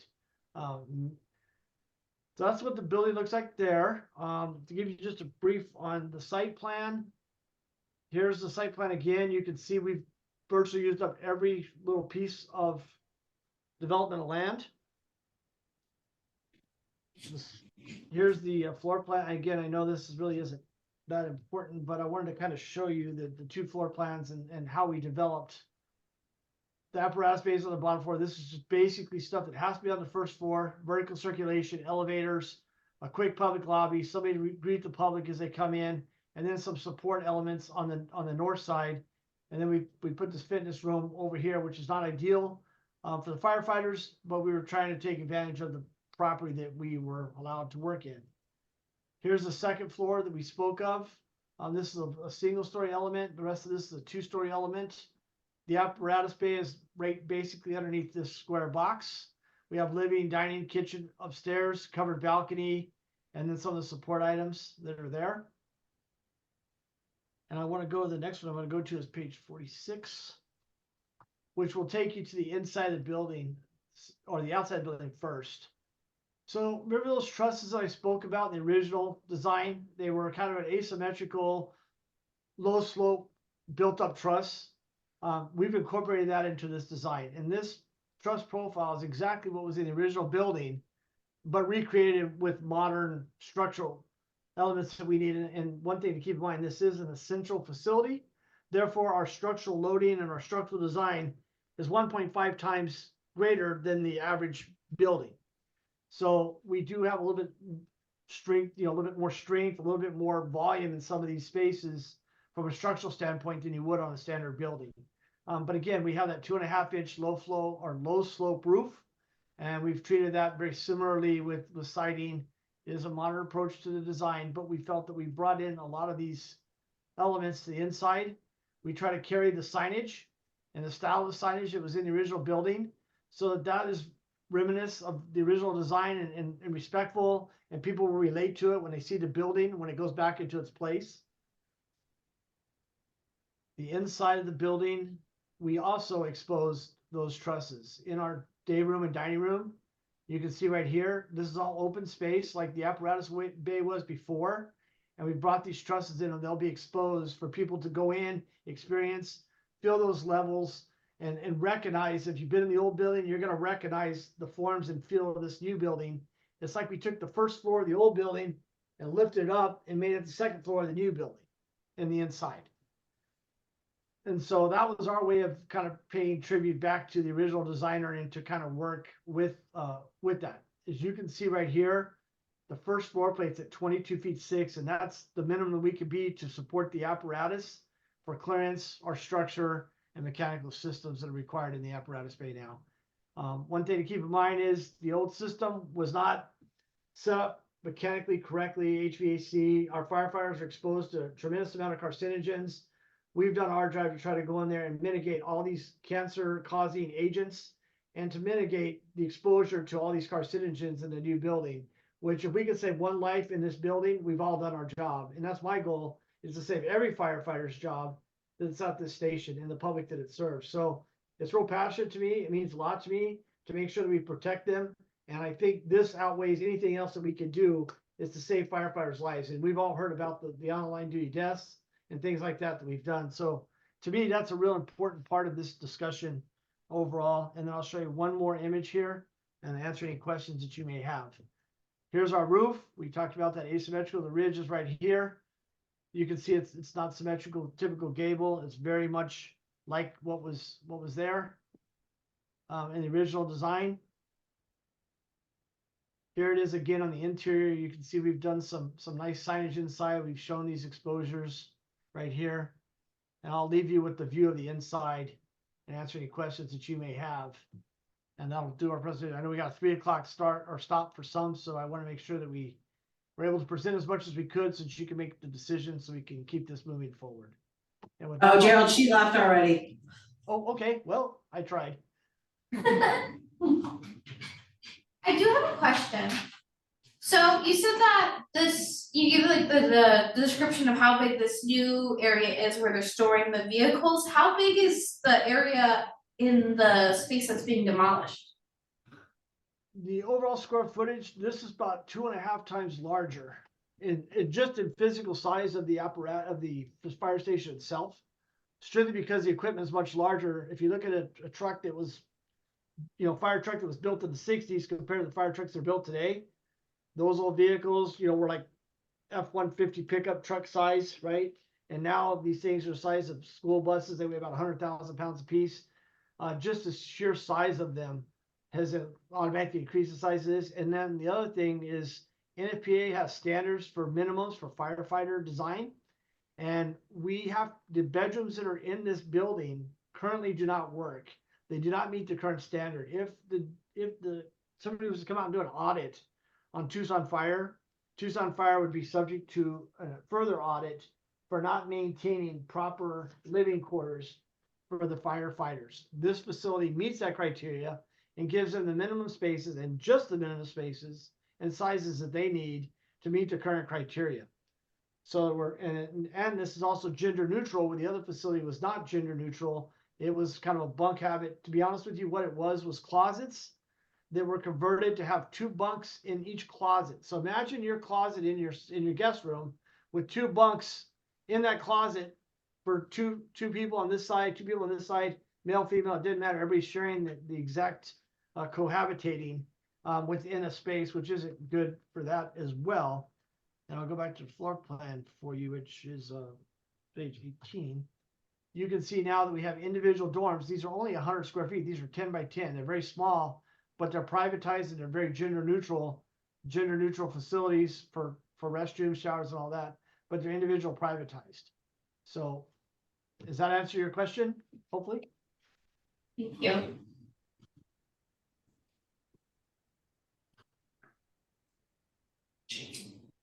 Anyone else have comments or questions? Joel, Andrew?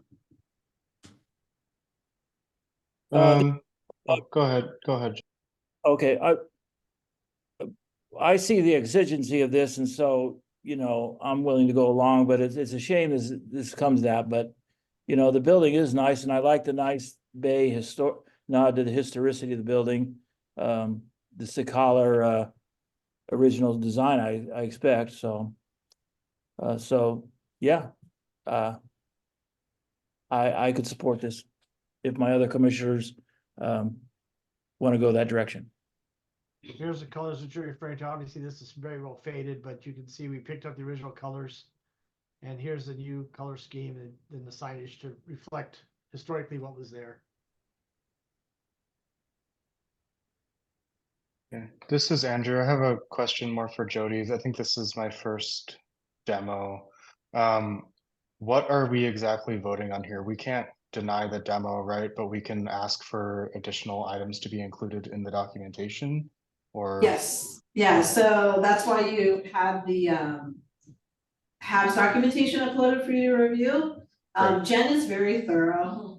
And, you know, but if you have information that you want to be included, she followed the guidelines, she's got, you know, the original plans in there, photos, history, everything in there, so it's pretty well documented. But yes. Yeah, no, I mean, the Habs looks good to me. I'm a little sad about it. It's across the street from me. I like this building, but so it goes.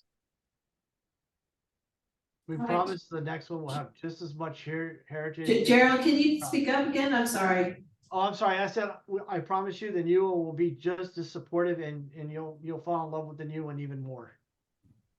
I hope so. This is Jan. I just had a couple other questions. Can you show again, you've shown how you're kind of honoring that existing roof line, but the one rendering you showed us, it wasn't real obvious. Can you? Oh, you can see it. It was there. Right here in the interior. See how You showed that? right here? Oh, it's we not don't see showing, it. you're still showing the HABs documentation plans. I think you have it on your other window, Gerald. Okay, hold on, let me reshare it. Let me let's see if I can. What about that? Is that better? There you go. Okay, so it's inside, not outside. It's both. No. This is the inside view. Can you show? Okay. Can you go back to that outside So, one, like yeah. from the corner of Broadway and Norris that you Yeah. showed? That showed the offset gable roof. So is it just kind of on top of the? Yeah. Yeah, so it's kind of set back. And it's not the full size of it either. Yeah, okay. Okay, let me do here. If you got another minute here. Yeah, from the street view on Broadway, it's a little more apparent the sloping of the roof. The corner shot doesn't It is set back a little, so. I'm gonna. Do you have the other one? I'm gonna give you a full 3D view and let you watch a fly around with this whole thing. Give me one moment on that. And this will give you a full. Let me know when that shows up and I'll do a fly around. I have about a. Thank you. Oh, there it is. Okay, that's, yeah. Yeah, that's so what see I if would it's- do. Yeah, yeah, Right thank you. there. That's And you can helpful. see this is Norris, this is the original. Yeah, Here's the end. I didn't know how deep you want to get into the existing or the new building. no, that just helps since you were referring to it, it helps us see a little better. The only other question I had, and this may be for Jody too, but to the extent, I mean, the HEBS documentation looks fine to me. And I know you don't have a lot of public interaction there, but I just wonder if there's anything you could do interpretive on site, both for the most recent building that's being demolished, but the original fire station 3 too. That's something that just is a acknowledgement that this is.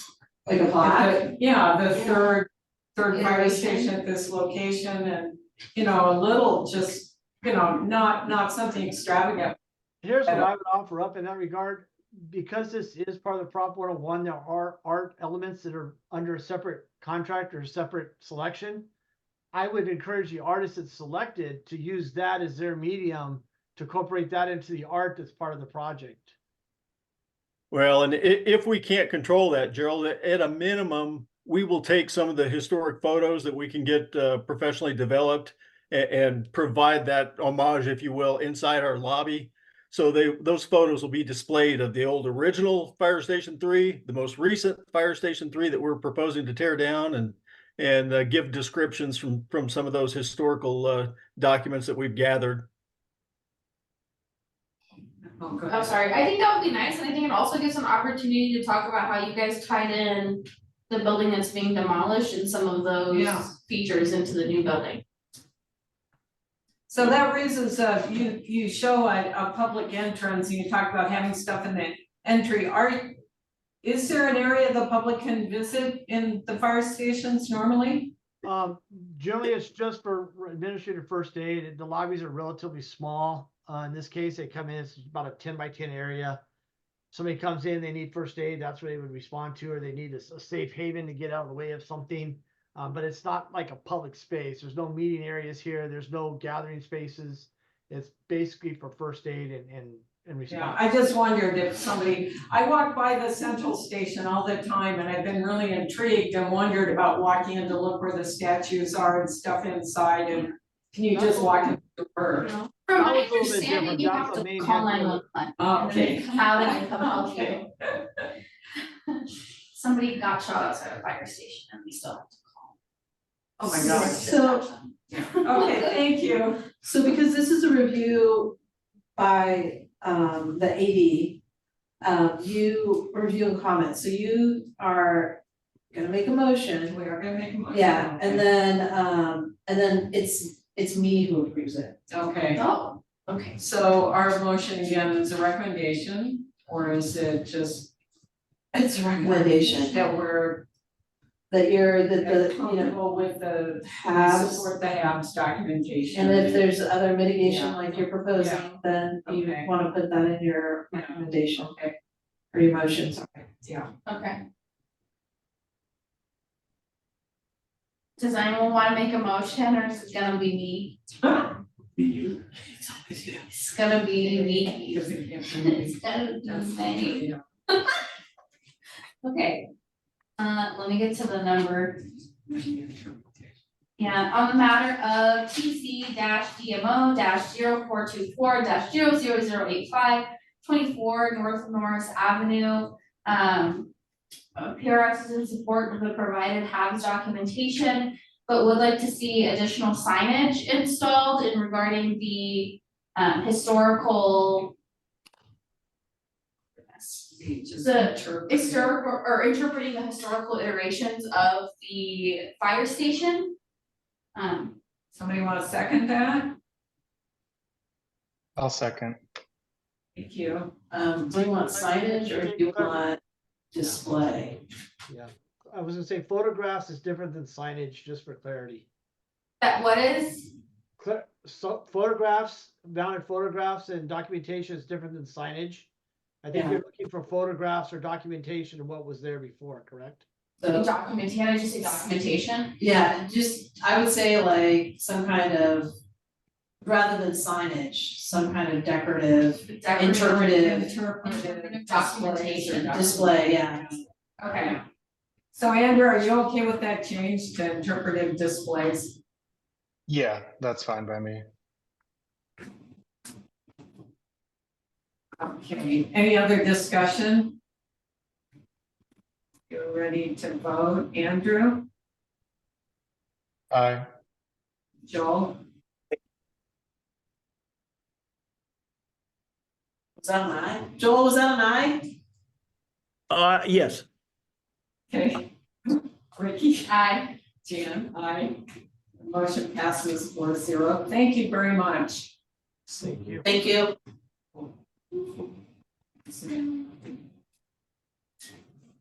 Okay, item 5A, task force on inclusivity, discussion on best practices in Union City and County of Principal Assets. Ricky. No update. Oh, Jody. Oh, no, I'll save that for the commission.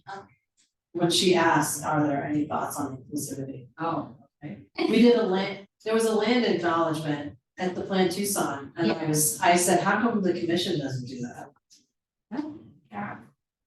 Yeah. Ours doesn't, ours is best practices for naming Yeah, rather than just thoughts on it. but that's a good Which is point what- to bring to the full commission. Yeah, We should have an Yeah. I'm like, how come, yeah, I was like, how come they haven't done that? Yeah. Yeah. Okay, so item 6, current issues for information and discussion, 6A, minor reviews. We did a minor review before Michael came back for a roof. Yep. In Barrio Historico at 582 South Main, if I remember correctly. And it was like for like, Yep, Yeah, great. Maybe like And it. another one that 528 is. yeah, I already reported on that one. so then there was the solar panel one this week. Yeah, we did one this week, Ricky. 112 East First Street, it's a solar panel, straightforward. Okay. I have 3 other reviews that I'll be requesting, and I think Ricky said she will help me on those side Okay. next week. Okay. I'll be 350 in South Convent, 256 East Congress for a sign, the one at Convent is going to be replacing the door, and then 620 South 10 for solar panel. Thank you. 6B, appeals. No, Okay. 6C, zoning violations, any updates? same, continue to work with Rick to bring it up to you. Do we ever call people on it? Yes, we do. Okay. Rick does. Rick does, he very well on the side, yes. Okay. 6D, review process issues. Anybody? Okay. Okay, item 7, summary of public comments. We did not receive any. Okay. And item 8, future agenda items for upcoming meetings. Our next scheduled meeting is May 9th. We're gonna move the 4A over to May 9th, right? But yeah. Thank you. 4A will have their, we will have some coming from the advisory boards. That were heard, and that's what I can remember for right now. Okay. Well, anything else? We do have the cheat sheet, I haven't been able to work on that just yet. So that's probably gonna be in the latter part of May. Okay. Okay, well, if there's nothing else, we're adjourned at 3:20. Thank you all. Thank you. Thank you. Thanks. Good weekend.